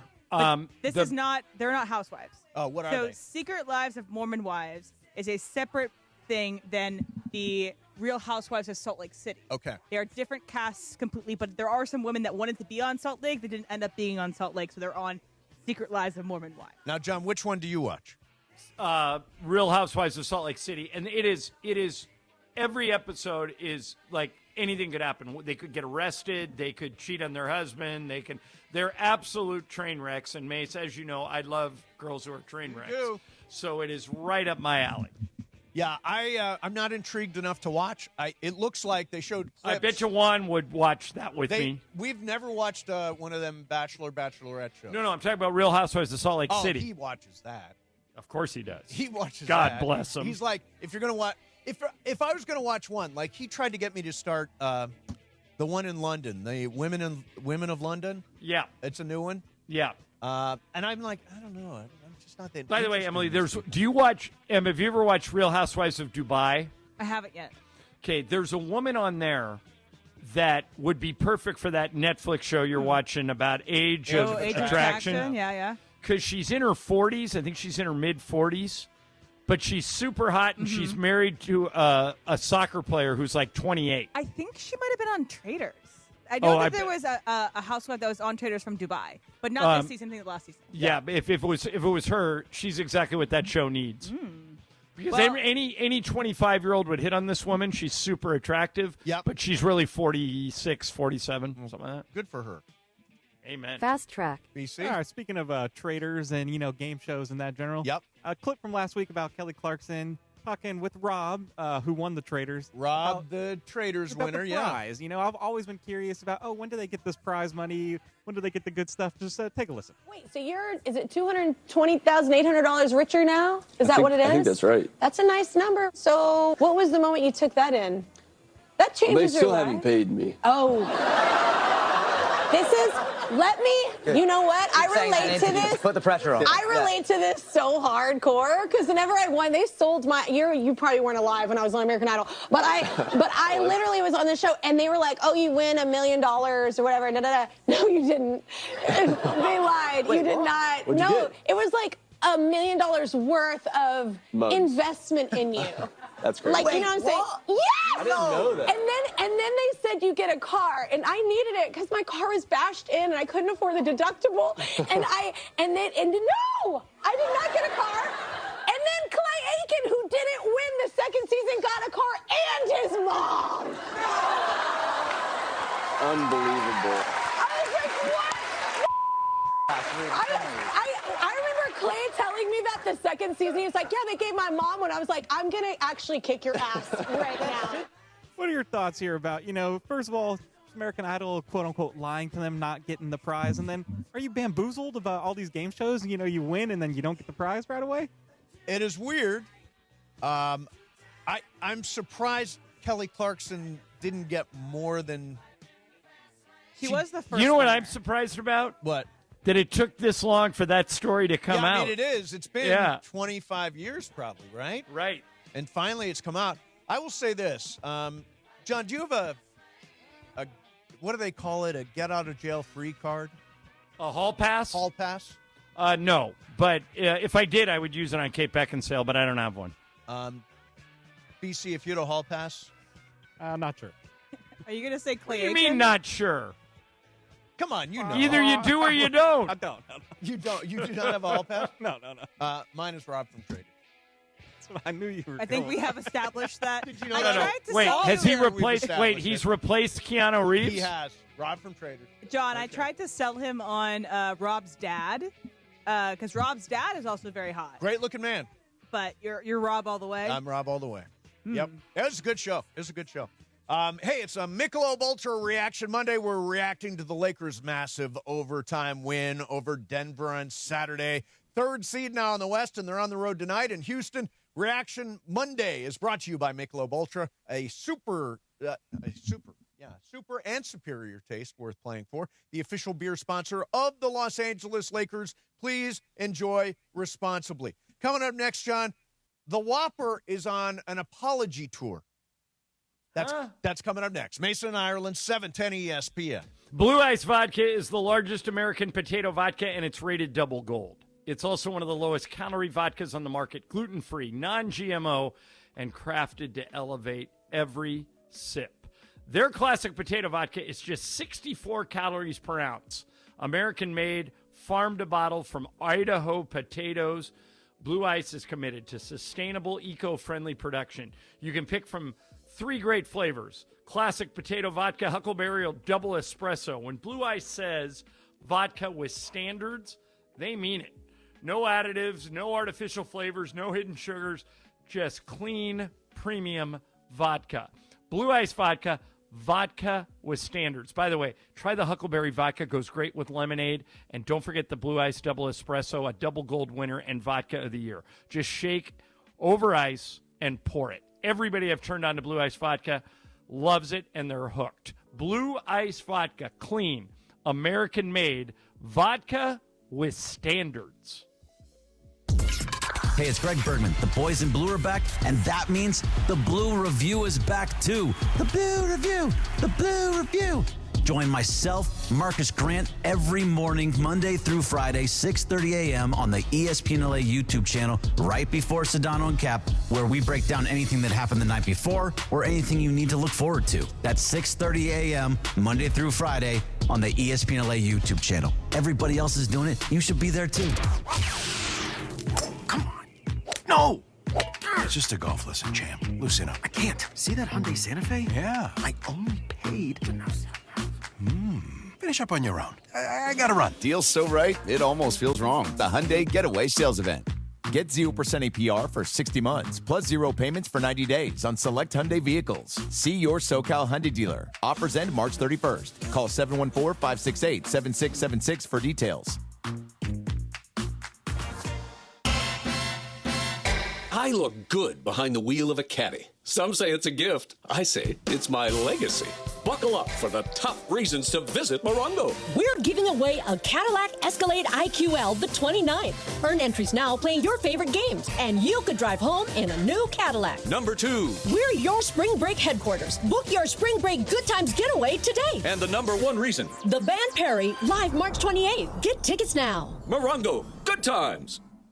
It's Rich Eisen for Pella Windows and Doors. Sometimes teams take a timeout to regroup and call the right play. When it comes to your home, Pella Windows and Doors always has the winning game plan. They do it every day, and that's why your neighbors trust them. Visit Pella.com/Eisen today. Right now, Pella Windows and Doors of Los Angeles is offering 25% off windows and doors or 0% APR for 72 months. Some restrictions may apply. See store for details. Offer ends March 31st, 2026. I'm Boomer Esiason. My mom died from cancer. She was only 37 years old. She didn't have life insurance, and that was devastating for my family. That's why having life insurance is so important to me. Ethos makes it fast and easy. Get a quote in seconds, apply in minutes, and get same-day coverage. You can get up to $3 million in coverage with no medical exam. Get your free quote at ethos.com/play. That's ethos.com/play. Paid spokesperson. Time spent on application may vary. Online health questions required. Mason, Ireland on 710 ESPN. Shohei Ohtani and I have something in common. No, you don't. Yes, we do. I don't believe it. We do. Does he call in sick a lot? No. Okay. Right now, more of Mason and Ireland on 710. All right, so we're continuing our preview of the Major League Baseball season. Dodgers season starts 10 days from now at Dodgers Really? Stadium. Yeah. Wow, that's soon. It is quick. So I wanted to mention, we're kind of working our way towards talking about different players on the team. Edwin Diaz is our brand new closer. So the line on Edwin Diaz is 33 and a half saves. John, will he be over or under 33 and a half saves when it all is said and done? And I will tell you, the last 2 years, it's kind of right on the number. 32 saves in 21, 32 saves in 22. Last year, 28 saves. Will he get to 33 and a half? No, I would go under there because he's never pitched on a team where they have so many options. And last year, I think the guy who led the Dodgers in saves was Tanner Scott, and he was in the low 20s. I would go under on Diaz. How about you? I'm over. I mean, Dave Roberts has indicated that ninth inning, he's the guy. He is going to be the guy. Ninth inning after ninth inning after ninth inning. They're going to win a ton of baseball games. I think he will go over 33 and a half. BC? I'm with you. I think just barely, though, because to John's point, I think there will be a lot of guys on the Dodgers that register saves, but I think he does get more than 33. M? I think I'm going to be on John's side again on this. I just think that they're going to try to figure out who their closer is as time goes on. Maybe save a little bit of Diaz to the end. I think that it's going to be under. I know he's going to be the closer. I'm just saying, maybe pace him out, not have him every time. See, I think he's going to pitch every ninth inning. Okay. I mean, they did not sign him to be a situational guy. He is going to be the closer. But they did sign him at the postseason. They want to make sure he makes it there. Absolutely. All right, so, John, I don't know if you were watching last night, but during the Oscars, and now during games, I saw the same thing. Burger King is saying, like, we were terrible and we're getting better. Our Whopper wasn't good, but now it's good again. Fast food wasn't working, and now we've got it working. Have you ever seen a company come out and, like, apologize for not being great, which is essentially what Burger King has done? The only other time I can think of is, remember when people were afraid to take Tylenol? Sure. Didn't they come out and say, okay, we've fixed the problem, like we've put in all these safety things, and now I think they hired an actor to come on and he takes 2 Tylenol on camera. Right. So that's the only time I can think of it. But no, for the most part, companies are very hesitant to admit they screwed up. There's like an acknowledgement that, yeah, we weren't really that good, but we're building a better Whopper. Now, I told Em this earlier, I am more likely now to try a trip to Burger King. I've kind of given up fast food. Have you? As I've gotten older. Yeah, I just don't eat it as much. When was the last time you had fast food? Wow, probably not. It's been a while, huh? Probably not in 26. Maybe when I was with Jack and I ran through No, I didn't even do that. No, like I go to Rubio's a lot. Is that Rubio's fast food? is fast food. I love Rubio's. Okay, so then I go there a lot. Is there one down your way? Yeah. Oh, okay. Right by the Lakers practice facility. Oh, nice. Yeah, I go to the one in the marina. It's excellent. Excellent. Yeah. I still order from time to time Shake Shack. Don't blame you. Shake Shack is delicious. Oh, speaking of which, so one of their burgers is called the Smokestack. This is Burger King. No, I'm talking about Shake Shack. Oh, Shake Shack. Okay. So Shake Shack, one of their burgers is called the Smoke Shack. Okay, so it's got some like smoked bacon and stuff on it.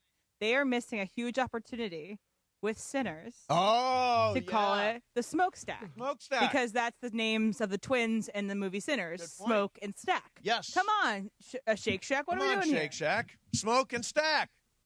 All right, I want to do one last thing here before we get ready for Game of Games. I think it's your game today, John. Yep, I got it. Okay, so Matt Leinart was asked if he would give up his number.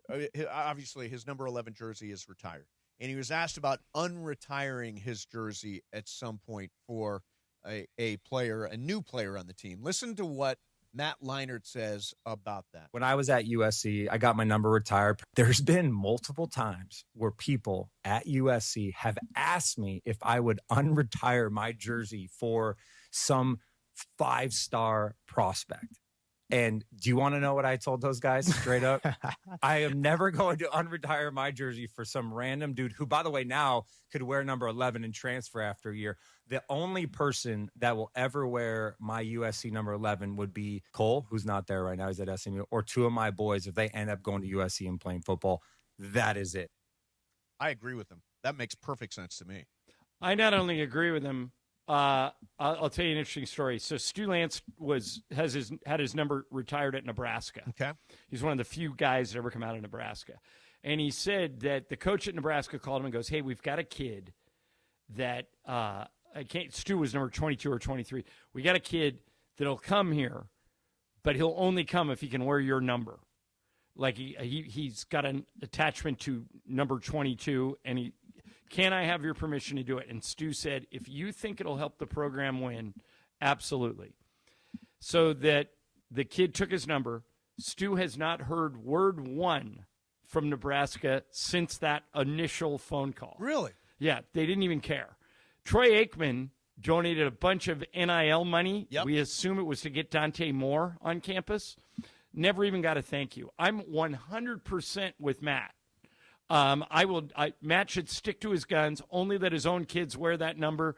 And if some kid wants to go to USC and he has to wear number 11, and that is that important to him, screw that kid, let him go somewhere else. Yeah. Yeah. By the way, you mentioned Dante Moore. I just want to, this little detour. He has revealed that he's been dealing with mental health issues from the pressures of major college football. He Not told surprising. The Oregonian in a story published today that he says, early in my career, I found myself struggling deeply. I was depressed. The pressure and expectations that come with playing quarterback at a high level felt overwhelming at 18. Around that same time, my mother was diagnosed with cancer. Watching her endure chemotherapy while I tried to stay focused on school and football challenged me mentally and emotionally. It was heavy in many ways that are difficult to put into words. So I acknowledge this because people, you go through patches in life, and this sounds like imagine your mom is going through chemotherapy. You're trying to establish yourself as a big time quarterback, and you're 20 years old, and you're 20. So I completely understand that, and good for him for talking about it, because those mental health issues are real. And the most important thing you can do if you're experiencing something is talk to somebody. Get somebody's opinion, get professional help. I used to do ads for BetterHelp. Go to BetterHelp. I mean, there are lots of resources now that can help you deal with stuff like this. So good for Dante Moore for talking about it. Makes me want to root for him. Although, isn't he in Oregon? He is at Oregon, and he has Dylan Raiola right behind him, too, because Dylan Raiola went there when they thought that Dante Moore would go to the NFL. Leave, right. And he decided to stay at Oregon, and so they're kind of backed up there. And there'll be seemingly a competition for that role, but probably it's going to be Dante Moore. Go Trojans. All right. Coming up next for you is Game of Games. It is Ireland's game today. And Ireland, do you get a little sneak preview? I bet you it has to do with the NCAA tournament. No? It does not. Oh, wow. I can tell you that. That's an upset. Okay. We will do it coming up next. Game of Games, Mason and Ireland, 710 ESPN. Okay, the Lakers and Toyota are celebrating 50 years of their legendary partnership. They started working together in 1976. Together, they are 50 years strong, and as part of that, every Toyota is on sale. The cars, the trucks, the SUV, even the EVs, the electric vehicles. And right now, the new Toyota BZ brings Toyota's proven engineering to electric. Great range, intuitive technology, and Toyota reliability. The BZ reflects decades of experience reimagined for what's next. And oh, by the way, look this up. You don't have to take it from me. Toyotas last longer than any car on the road. Just Google what cars last the longest. You'll see a top 10 list. 7 of the 10 are Toyotas, including all of the top 5. So when Toyota builds a car, it is built to last. Check them out at Toyota.com. You can see their latest models, search their inventory, get all their latest offers. And then when you go into a Southern California Toyota dealer, you'll know exactly what you want. It's all part of 50 years of teamwork, innovation, and going places together. We make it easy. Toyota, let's go places. It's the Rich Eisen Show on ESPN LA. Weekdays 9 a.m. to noon before Mason and Ireland. Does the league need to do something? And by that I mean this.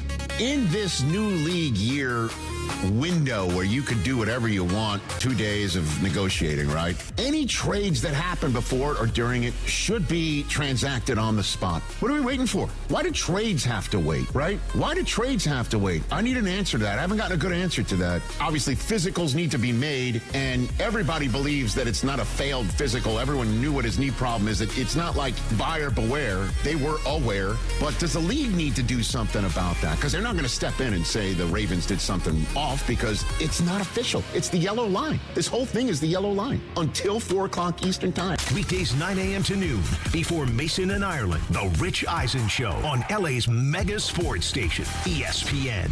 ESPN LA. ESPN LA family, on personal injury attorney Joseph S. Normand. 2026 marks 15 years that you've trusted me to represent you. When you're hurt and down, I'm honored to fight for you in personal injury cases when it matters most. Numbers don't lie. I'm the real deal. The voice you hear is a voice you get. If you've been injured in an accident, call 213-747-1234, 213-747-1234, or visit normandlegal.com. Normand Legal, built on trust, proven by results.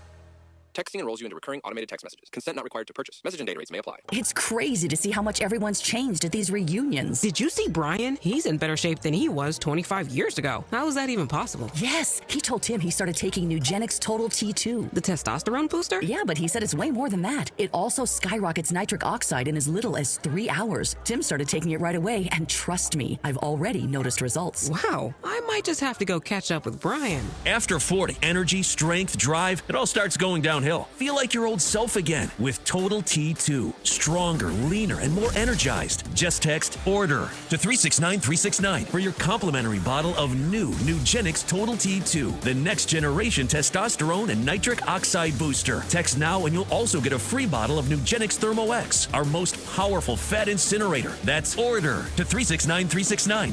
ORDER to 369-369. These statements have not been evaluated by the FDA. Product not intended to diagnose, treat, cure, or prevent any disease. The biggest show on the radio. Mason, Ireland, you guys are clowns. Screw you, Josh. Damn. Mason and Ireland on 710. Mason and Ireland are clowns. That's going to be a drop for a long time. Why not? Back to the guys. It is Game of Games time. And today is a show where we virtually ignored the NCAA tournament. You didn't say anything about the tournament? Really, Hi, not John. really anything Greg. about the tournament. Greg's here. He's going to play. UCLA is going to go all the way, by And I thought for sure that the game was going to be about the NCAA tournament, but John says he's got something different. What do you got, John? Mace, as you know, I'm in Houston for the next 3 days. Yes. So this is a game about your favorite city, Houston, Texas. One huge strip mall. Okay. Question flat. Yep. 4 players. Brian Cohen, Emily Hebel, Steve Mason, Greg Bergman. Here we go. Houston is the 4th most populous city in America. Which one of these 3 cities has more people than Houston? It's ranked in the top 3. A, San Francisco, B, Chicago, C, Boston. Brian, San Francisco, Chicago, or Boston? Which one has more people than Houston? Chicago. Emily. SF. Mace. Chicago. Greg. Chicago. It is Chicago. They are the number 3 market. It's New York, L.A., Chicago, Houston. There you go. All right, so only Emily alive for Lucky Loser. Number 2. This one's coming to you, Em. 2 of these 3 famous women were born in Houston. One was not. Which one of these women was not born in Houston? A, Selena Gomez. B, Megan Thee Stallion. C, Beyonce. Selena Gomez, Megan Thee Stallion, or Beyonce. Emily, which one of those was not born here? Selena. Mace. Selena Gomez. Greg. Selena Gomez. Brian. Selena Gomez. You guys are all right. She was born in Dallas. Okay. Megan Thee Stallion and Beyonce both born Megan in Houston. Thee. Put some respect on thee, John. Happy to. All right. Nobody's alive for Lucky Loser. Yes. All right, Mace, this one for you.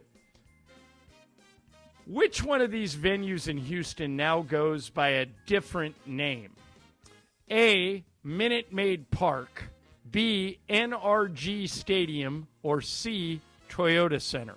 Minute Maid Park, MRG Stadium, or Toyota Center? One of those no longer goes by that name. Which one? Minute Maid. Greg. Minute Maid. Brian. Minute Maid Park. Emily. 4 for 4. Maybe I made this game too easy. That was You guys it's are like all Daiken or something. Is that what it is? Yeah, because they were WBC just played there. Yeah, that's right. Yeah, they just had games there. Okay. Greg, this one to you. Okay.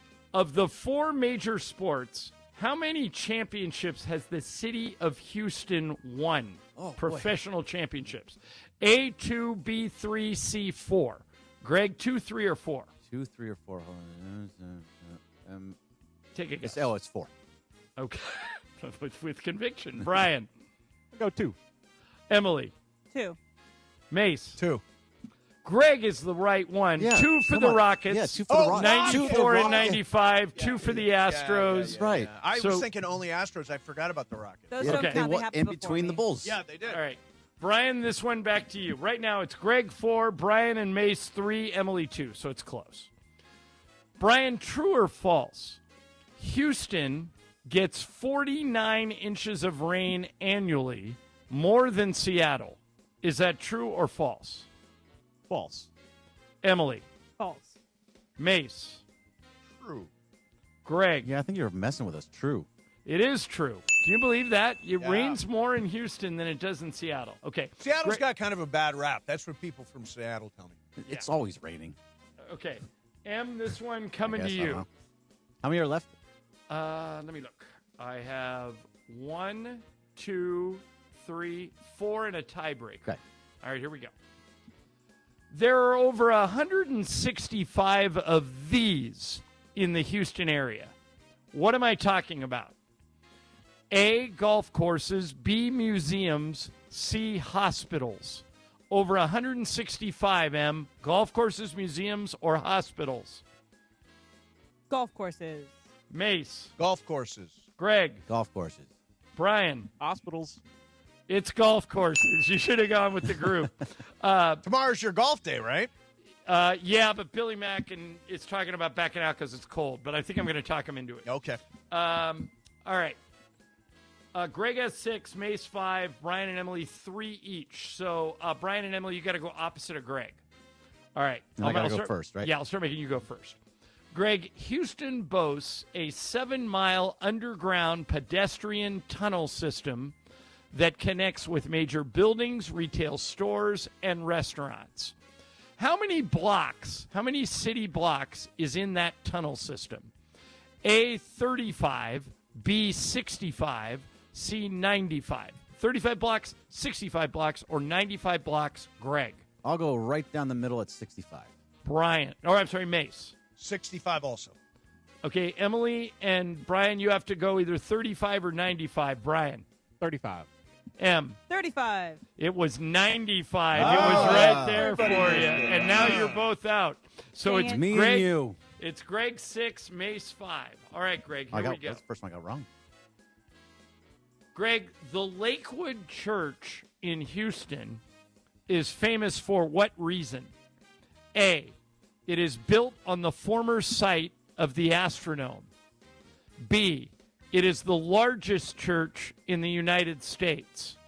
C, for more than 40 years, it was the home of televangelist Jimmy Swaggart. So is it built on the former site of the Astrodome, largest church in America, or the former home of Jimmy Swaggart, Greg? Let's go with the Jimmy Swaggart one. Okay, Mace, you can zig here or wait for the last one. Nope. I am going to zag here. I'm going to go largest church in America.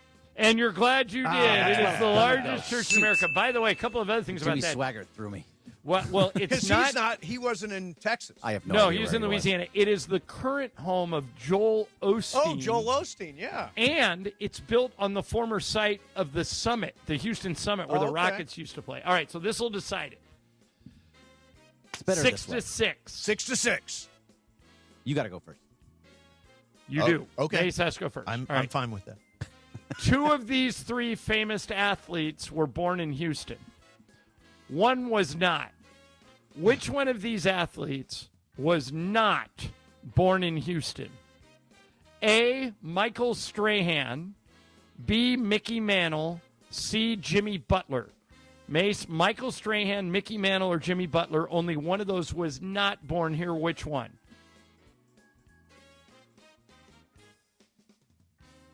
Jimmy Butler. Greg, Michael Strahan, Mickey Mantle, or Jimmy Butler? I'm going to go Mickey Mantle. We have a winner. And that winner is Greg Bergman. Mickey Mantle is the pride of Oklahoma. He was born in Oklahoma. No idea. See, I thought, why would he include Mickey Mantle unless he was born? Oh, there it is. There it is, Greg. In honor of the brackets coming out, one shining moment. Thank you. And shout out to UCLA. Yeah. Good job, guys. The women, number 1 seed. The men, a 7 seed. And I like UCLA's draw. I think they got a good draw. I do too. I think they can beat UCF on Friday. UConn, maybe not the best offensively, a really, really good defensive team. And then they've already beat MSU once. But and then it gets to Duke. How many student reporters do you think will be berated during the tournament? Well, how about At least this? 3. That is Danny Hurley against Mick Cronin. Ooh. You know the losing coach is just going to lose. What a Are you raising your voice? Are you raising your voice right now? Are you raising your voice at me? Everybody Didn't can hear Danny you. Hurley There are cameras here. Guaranteed meltdown. Yep. All right, let's do the tiebreaker just for fun. Okay. The Houston Oilers had their inaugural season in 1960. How many years did the Oilers play in Houston before moving to Tennessee and becoming the Titans? All right, so I need a number of years. Was it 1960? They started in 1960. So if you can figure out what year they moved and just do the math, then you would have I got a number. Okay. All right, Mace, what'd you write down? 45. Greg? 33. M? I don't know. 24. Brian? 30. It's a tie between Emily and Brian. The answer is 27.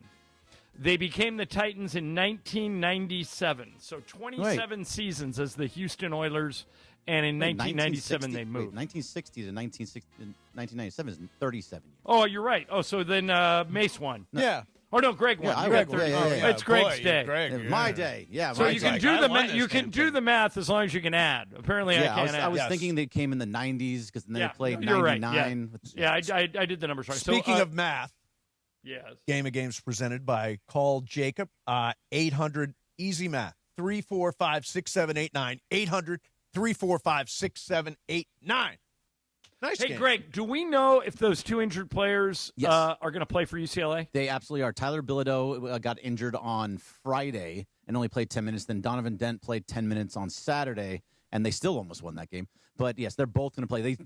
Mick Cronin just held them out so they would be ready for the tournament. Didn't really care about the Big Ten Yeah, tournament. I think UCLA could win a couple of rounds. I think I they think so, could go too. to the Sweet 16. They've been playing really, really well. They've beaten 4 top 10 teams in, like, the last month or two. There you go. They've been playing Nice. really good Are ball. you picking them to win it all? No. No. But I'm probably on my bracket will because I do that every year. Do you hear what we're doing with our brackets? No. What are you doing? Well, Greg, you should be in it with us. Yeah, you should be in it with What us. are we doing? Okay, so we're all doing brackets. We think Pepe's going to do it. We're going to try and talk Michael into doing it. So the 4 of us, you and Pepe so far. The loser. You remember when I lost and I had to dress like a bunny rabbit? suit. Yeah. This is similar in that bet. The new Metro, the LA Metro, has these crop top T-shirts that say "Ride the D." So whoever finishes dead last has to wear the crop top "Ride the my D" goodness. shirt for an entire show. Is everybody on the show okay with that? Yes, we've all agreed to it. Now You've all agreed to it. I just And want by to the make way, sure everybody's agreed to have it. you ever rooted for Pepe to finish last Oh more than my you God. would be? I want him to finish last so badly. Unbelievable. Oh, please. Oh, God. What Pepe, a day. just do it on purpose. No way, Oh, no pick way he all back- low seeds. No way he backs out, right? No, not. He's got to do it. No, Pepe's a man of he'll sport. think he gets fired and all that kind of thing. Yeah. No. Yeah. Well, let's tell him that. If he doesn't play, he's fired. There you go. You're fired. From a job we don't have for him. We don't pay him We for don't it. pay him. By the way, tomorrow Blue Review is going on right now. Yep, Blue Review is going on right now. It's every 6:30 in the morning, and it replays again at 10:30 in the morning. Live at 6:30. Live at 6:30 with myself and Marcus Grant. It's Do brought it to you by live. LAX. Nice. Yeah. And then we've got Lakers Talk Daily with DeAndre every day. Yep, That's Lakers- at 11 a.m. At live. 11 a.m. live, right? Yeah, so we're going from 10:30 replay of Blue Review into Lakers Talk Daily live at 11 o'clock, and then you guys at 11:50. And by the way, tomorrow you can also get at the ESPN LA YouTube channel Mason Plus, my brand new Mason podcast. Plus. Congrats. Yeah, all and that stuff. episode 1 is Joe Davis. Nice. Yeah. And we Nice. talk a lot of Shohei Ohtani. I actually talk a lot of Shohei. And then Joe, we talk about everything from his favorite Adam Sandler movie to his brother winning the Oscar, all this stuff. So it's a really cool conversation. It comes out tomorrow. Hey, John, do you know who's on episode 2 of Mason Plus? No. Bergman and Morales. Yes, we do a special bit called Thumbs Up, Thumbs Down. That is on episode 2, part of episode 2. You should be very excited about it. You come up at one point in it. You are discussed. Absolutely. You are discussed. Hey, by the way, tonight, John, is it possible that we're going to see DeAndre Ayton versus Clint Capella? Yeah. Oh, that's amazing. Probably at one point, especially if Alpi Şengün doesn't play. Yeah. Yeah. Let me. By the way, I'll check that before we get to Super Crosstalk. I'll check the injury report and see if there's any update. Excellent. All right, Bergman, thank you very much. All right, thank you, guys. And coming up next is Super Crosstalk, Mason and Ireland, 710 ESPN. You never know what you're going to get when you wake up with Sedano and Cap. Uh-oh. I interrupted you to bring Sedano in, and I feel bad now. Bergman, when he has a meeting with me later and goes over the air check We're going to talk about this. he's gonna hit me with a ruler and then spank me. Because here's the thing. And you'll like it. He's going to not just like it, give me more. The thing is Thank you, sir. May I have another? It's the morning show with Sedano and Cap. Weekdays starting at 7 a.m. on ESPN LA. John Ireland here. Are you sore? If you are active, you work out, play golf, tennis, soccer, football, basketball, are you a runner? Do you bike or exercise regularly? If you do, you need this recovery product. Go to this website, iSpotActive.com. iSpotActive.com. They make compression wear with pockets. It's wearable. Ice cryotherapy. The long sleeve shirt has 8 flexible gel packs that fit in pockets, upper back, lower back, elbows. It's form-fitting, moisture wicking, doesn't stick to your body. There's no polyester to make you sweat. If you love to do what you do what you love with iSpot Active. Go to that website, iSpotActive.com. Everybody I know that has bought one of these things truly loves it. No more strapping on ice bags or trips to the cryo place where you got to drop $50 every time you do it. Ice and go. It's wearable. Ice cryotherapy. Get yours today. You won't be sorry. At iSpotActive.com. Hey, it's May. Shoot your shot on Prize Picks and get $50 instantly in lineups when you play just $5. That's right. Prize Picks now giving you $50 in lineups when you sign up and play your first $5. Prize Picks makes every dunk, every dime, and every board that much more exciting. So don't miss this chance to get started on America's #1 app for sports picks. Prize Picks is simple to play. Just pick more or less on 2 to 6 player stat projections. If you get your picks right, you can cash in. Pick from all your favorite sports, anything from basketball, baseball, hockey, soccer, college basketball, tennis, golf, esports, and more. Prize Picks puts their users first, so all withdrawals are fast and secure. Prize Picks accepts most major payment methods, making deposits into your account quick and easy this sports season. Download the Prize Picks app today. Use code MACE, M-A-S-E, $50 in lineups after you play your first $5 lineup. Prize Picks, it's good to be right. One of LA's best kept secrets in the heart of Los Angeles, East Central Hotel offers effortless accommodations and unparalleled accessibility. The East Central Hotel is for everyone looking for entertainment with their trendy, spacious rooms, a renovated gym, and a patio lounge for breakfast, dinner, and drinks. Stop by their incredible Nixo Lounge before your next event at LA Live. Book your stay at eastcentralhotel.com or call 213-748-1291 today at Entertainment's official address. ESPN AM 710 Los Angeles. It's the greatest segment in LA sports radio history. Oh my God. When the shows come together for magic on the radio. It will only grow stronger. Super Crosstalk. It's time for Super Crosstalk. Whoa, whoa, whoa, whoa, whoa. Super Crosstalk time. Super Cross. Travis here, DeMarco's here, Ireland's here in Houston.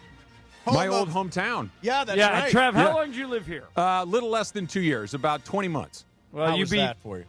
It was all right. Is that like doing time? The people were The people were very nice. It wasn't for me. Yeah. How about that? There you go. I was very anxious to come home, and I got here as quickly as I Ireland could. pointed out it rains a lot in Houston. It rains a ton, and it's flat as a pancake. Yep. So when it rains, the water just sits there. It doesn't run off in anywhere. Nice. So it just like if it rains an inch, there's an inch of water everywhere. It doesn't go anywhere. I always say it feels like one long strip mall. Houston's just like one long strip mall. One of the weird things about Houston is there's no zoning, so you can have like a blood bank next to a preschool, next to a church, next to a muffler shop. Hey, like great. there's just Terrific. everything is all together. Got you covered. That's great. Literally. And by the way, it is probably, is it one of the league leaders in gentlemen's clubs? So I've been told. I heard Houston is a big. I've never been to one there. Never? Have you been? No, I didn't play in Houston. Oh, okay. Yeah, Well, that's Houston part of wasn't there. I guess they didn't come in. When did Houston come into the league? Well, the Oilers left in 90. Yeah. 2, 3? No. Dallas, yes. Yeah. Houston, no. Yeah. Yeah, never been there in Houston. But I That's all think right. you're right, though. Yeah. John, and I cold. advise you to check out Club Onyx in Houston. Very nice. I won't have any time. I'm not a strip club guy, but they are prevalent here. How about oh, God, I love this name. The Polecats Gentlemen's Club. That is a good name. Polecat. Polecats. Polecat. Mace, there is Yes. a story I'm trying to confirm All right. before I run with it. Okay. But have you Google or pull up Evan Drelich is a pretty reliable source. Oh, yeah. he is. He is. Let me make 100% sure that this is him and not somebody pretending to be him. No, this is him.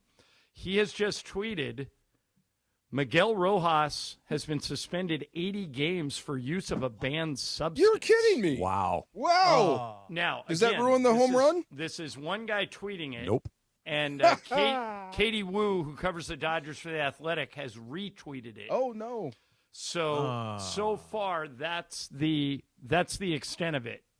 But if it's true, and those are two pretty reliable sources, if it's true, it puts the Dodgers behind the eight ball, especially with Tommy Edman not being healthy.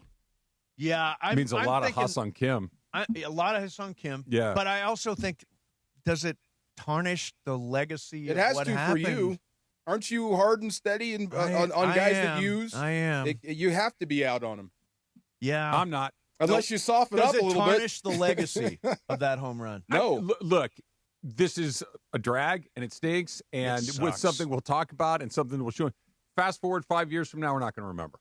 Unless it happens again. Like, unless it's a Jerks and Profar situation where he gets popped again. It's a drag, but it's not going to change. By the way, it for getting me. popped again, that's like an IQ test. I Yeah, mean, yeah. you can't do it again. Right. Except Well, this is- tell Profar that. He's Yeah, gone for a Profar year. is now gone. Except this Yeah, is supposed the to be whole Miggy Rose season. last year, right? I mean, this was Supposed to this be. is supposed to be the it. Oh, that's right. And it's Yeah. his retirement. He was going to year. retire, and then he's going to go probably Oh. coach Actually, somewhere. when He you wants start to be a taking stuff. manager someday. Yeah, he's got to coach and- somewhere. You know, Stuff starts not working. Time has a very effective way of sanding off sharp edges. Yes. Okay, I It hope does. you're right. It really does, and drugs bring them back. I get it. I'm not saying it's not a big deal, but I think time It's will tell. really disappointing. Really it is disappointing, but Why? I don't think this is going to prevent him from managing. Yeah. I don't think this will prevent him from being a popular Dodger moving forward. I really don't. It's a drag. I Don't want to get know me wrong. I want to know what he took. Wait, not only that, DeMarco, Yeah. I want to know when they tested him. Yeah. That's Yeah. true. Yeah. Did they test him during the playoffs last year, or did they test him at spring training? Had to be now. I would think spring training. Yeah, I would think spring training too. Oh, Because I don't man. think they test during the World Series. such a nice guy. Great We guy. did that Yeah. show We with did him. the- Such, and by the way, that doesn't change. He's still a nice guy. I did a couple of shows with him out at Legends Attic. We talked about this, Mace. He's one of those guys that, as you're having a conversation with him, you can tell he wants to manage. You can tell that he's interested in helping the other guys on the team, that he mentored Mookie through a Yep. position change that he knew was going to take him off of the field for large stretches of time. To your point, he's still a very nice guy and a very good player, but this is Soften your stance, Mace. This Very stinks. disappointing. Let, it is let disappointing. Bonds in the Hall of Fame. No, Marcus, does it change Hey the way guys, you look I'm gonna at it? say No. something And Mickey Rose clarifying one of the this. greatest home runs. please. Hey, M. Evan Drelich says, I deleted the post incorrectly identifying who was suspended today. It was Johan Rojas Oh, of the Philadelphia How Phillies. dare you? Wow. Miguel How Rojas dare you? in clarification. Stretch that, Once reverse it. again, Whoa. Johan That's Rojas. better. Whoa. That's better. I feel so much better Come about on, that. Smokey. Yeah. Wow. Poor Johan. I was wondering. Boy, I- the and by the way, Athletic, that's people a are- big miss. And people are still running with it. Oh. But because he's a credible guy and it's getting tweeted and retweeted. It's already out there. You can't actually. You can delete the tweet, but it's all over the place. Andy hit the home run. Like Andy- if this were just some guy that was on the team, Right. You know, but he hit the most unlikely home run we've seen in God knows how long. Oh, thank goodness. Wow. Check before you send. Yeah, that is a Oh, rough one. That's a man. big mistake. Yikes. Damn. But, But I'm glad it is. I'm Yeah, glad it's a me too. mistake. Yeah. Our guy, I don't Thank know if you. soften any stances. Our guy is still our guy. I was almost in. Yeah, it's fine by me. All real-time reaction There you there. go. Oh, my Real-time God. reaction. Well, we Wow. love Miguel Rojas. I immediately thought, do you think Kyle Freeland is going to make the team? Yes. Yeah, Kyle Freeland, Hae-Sung Kim, without Tommy Evans. With that one, Alex yeah, Freeland? I think Alex Freeland, sorry. I think Kyle Freeland. Freeland might be somebody. Freeland Yes. probably but goes Alex, yeah. when I'm sure he Edmund is. gets healthy.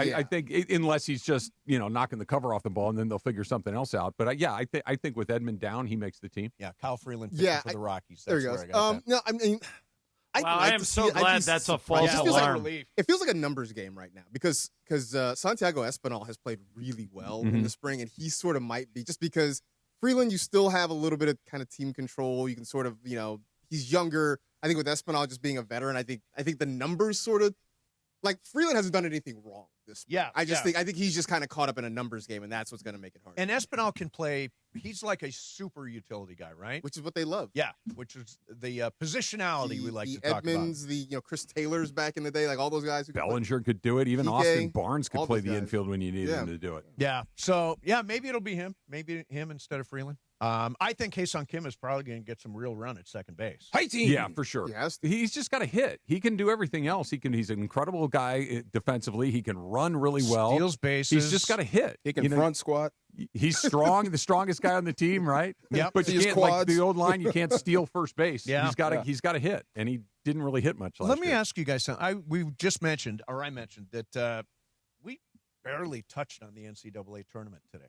Brackets are out. How much? Yes. How much of your show is going to be? We talked about it. Brackets are out. I think they did a pretty good job. Anybody have a problem with the number ones? Who are No, they? but let me ask you guys a question. Yes. We're doing a game, and DeMarco and Travis, I'm going to invite you into this if you have the guts. Yeah. All right. All you have to do is not finish last. Okay. Okay. So far, here are the people who are committed: Mason, Ireland, Emily, Brian, Pepe, Bergman, and we're working on Michael. You two are invited. If you want to participate, all you got to do is not finish last. But if you do, you have to wear a Ride the D crop top for an entire show after the tournament. Are you in or out? Who's in again? Give me that list. Everybody's Mason, Yeah, Ireland, everybody. Emily, Brian, Pepe Montilla, Greg Bergman. So far, I'm leaning towards out. Can I You're ask? leaning towards out I'm altogether? leaning towards out. DeMarco says Can no. I ask a follow-up question? Yes. Please do. What font is the D? Well, it's quite matter. bold. Yes, because if it's a Dodger D, no, then it's actually from the Metro. Is it the Metro shirt? It's the Metro shirts. oh, Which are okay. kind of cool in their own weird way. Are you in? All right, Marcus, you want in? Go Sure, ahead. why Go not? ahead. Yeah. Okay, go Yeah, ahead. I'll do Marcus Grant. Yeah, Travis. You're in? I'll do it. I'll do it. Yeah. Go for it. Yeah. I'll Come watch on, you. DeMarco. I'll watch DeMarco, you. you're Go out. ahead. Are you Can kidding me? Can I get on this? DeAndre, Yes, my proxy. yes, there you go. DeAndre. Yes, Yeah. okay. Yeah. Okay. DeAndre's probably the one guy that could pull it off. People say, "Hey, nice shirt, DeAndre." Well, You might wear it the day after. now that we got so many people in it, we should get something for the winner too. Oh, something yeah. good Oh, for the we winner. should, So yeah. we'll work on that. All right, good. Good luck. Somebody's wearing. Right. Good luck. Remember, the DeMarco, internet is Manufacturing forever. Sales needs to talk to LA Metro. Yes. See if we can get a hold of one of these shirts because they are sold out online. Yes. Yeah, Well, we'll get one. We'll find one. yeah, we will definitely get a Ride the D crop top. Enjoy. Yeah, there you go. Speaking of which, did we almost trade Devontae Adams? Or You was know, that just... I was talking. I can't believe his name came up. And that's an immediate call to the head coach. Is this true? Yes or no? Anything other than yes or no, there could be a problem. The last thing I want is a disinterested Devontae if you can't trade him. Right. Yeah, if you're going to trade him, if you're going to say you're going to trade him, then trade the guy. Now, the last thing you want is him upset. I think that's all done. Yeah. I saw Florio come out and say the Rams are not in on A.J. Brown I anymore. was surprised. I didn't want to be in on A.J. Brown. I was having this discussion with DeAndre. If he falls into your lap, you say yes. Really, you don't have to, break the bank to get him. But if A.J. Brown wants to play here and you can get him for a team-friendly deal, you do that. He's one of the best receivers in the game. You want the best players on your football team. Because if not, you have to defend the dude. The idea of trading for A.J. Brown when you've got a guy who led the league in touchdown catches makes no sense to me. What would A.J. Brown do with Matthew Stafford and with Puka Nacua by his side? Yes. I mean, and I get and he it. is 5 years young. You got to be willing to get better at receiver. You got to be willing to get better where your strengths that's are. why I'm saying draft Mekhi Lemon. I 13. would love to have the kid. It's cheaper. It's easier. You got to pick there. That's fine. I mean, you're adding to your receiving core. Yeah. It's almost the same thing. But if I can get A.J. Brown and not have to worry about him going the other way, yes. But if given a choice, A.J. Brown or Devontae Adams. I would take Devontae. Yeah, I would take Devontae. You would take Brown? I would. Interesting. Okay. I would. To finish that, I would take Devontae only because I just saw him. I don't know A.J. Brown. All I know is when the Rams play him. But what I do know is you can't cover him. Yeah. Period. End of story. I don't care who you are. He is that guy in the NFL. If you can get that guy, yes, absolutely. But he felt like a luxury. I mean, it's like shopping for a car when you have a car. Like, hey, man, if the right deal comes along, then sure, we'll make this move. But now ask me if they need A.J. Brown. Do they need A.J. Brown? No, okay. Absolutely not. But think about I it. can play that. One of the great wide receiving seasons in history, Calvin Johnson. One of the great wide receiving seasons in history, Cooper Kupp. One of the great rookie wide receiver seasons in history, Puka Nacua. Led the league in touchdowns last year, Devontae Adams. They what do all they have had in Matthew common? Stafford pulling the trigger there. Give him A.J. Brown? Okay. Yeah. That extends your Super Bowl window. I can't believe people are so out so fast on that. Are you crazy? Not out. I would just rather have Devontae than A.J. Brown. I mean, and if you want to make the argument you'd rather have A.J. Brown, No. I would love to have them both. I didn't know one would cost you the other. I believe according to Mike Florio, he said that was the plan. Then that's a flat out no for me. Yeah. I mean, to me, it's like proof of concept. I've seen what it looks like with Devontae Adams, and I didn't know it was one or the other. I would rather have Devontae, no doubt. What do you guys got coming up? Marcus Grant's here. Marcus Grant is here on a Monday, as always. We're going to get into the Lakers. What's coming up tonight? What happened this weekend? DeMarco was at the G League on Saturday. Game. Nice. I celebrated Holi on Saturday. The Hindu thing. Oh yeah, so much fun. But I do have one question. Yeah, are you okay, Emily, with the Oscars? Because I only saw one part, and it was the part about Michael B. Jordan. Are you cool with that? Yay, nay? Did you go off on it? He's very deserving. I think it was a really good role for him. I really want Timothée Chalamet to win an Oscar. He should have won it twice over by now for Little Women and for Call Me by Your Name. But generally, okay. Yeah, that's all I wanted to know. I thought Michael B. Jordan was terrific in that movie. And Sinners got the awards it should have gotten. Yeah, I think that Best Picture should go to One Battle After Another, and Ryan Coogler won Best Original Screenplay. Also significant, by the way, cinematography. That's the first woman to ever win. Yeah, I was just about to mention that. Cinematography, which is cool. All right, guys, have a great show. We're back tomorrow. Go Lakers. Ireland, have a good call of the game, man. Go Miguel Rojas. And it is the 15-minute mark right here on 710 ESPN. On the all-new ESPN LA app and on YouTube.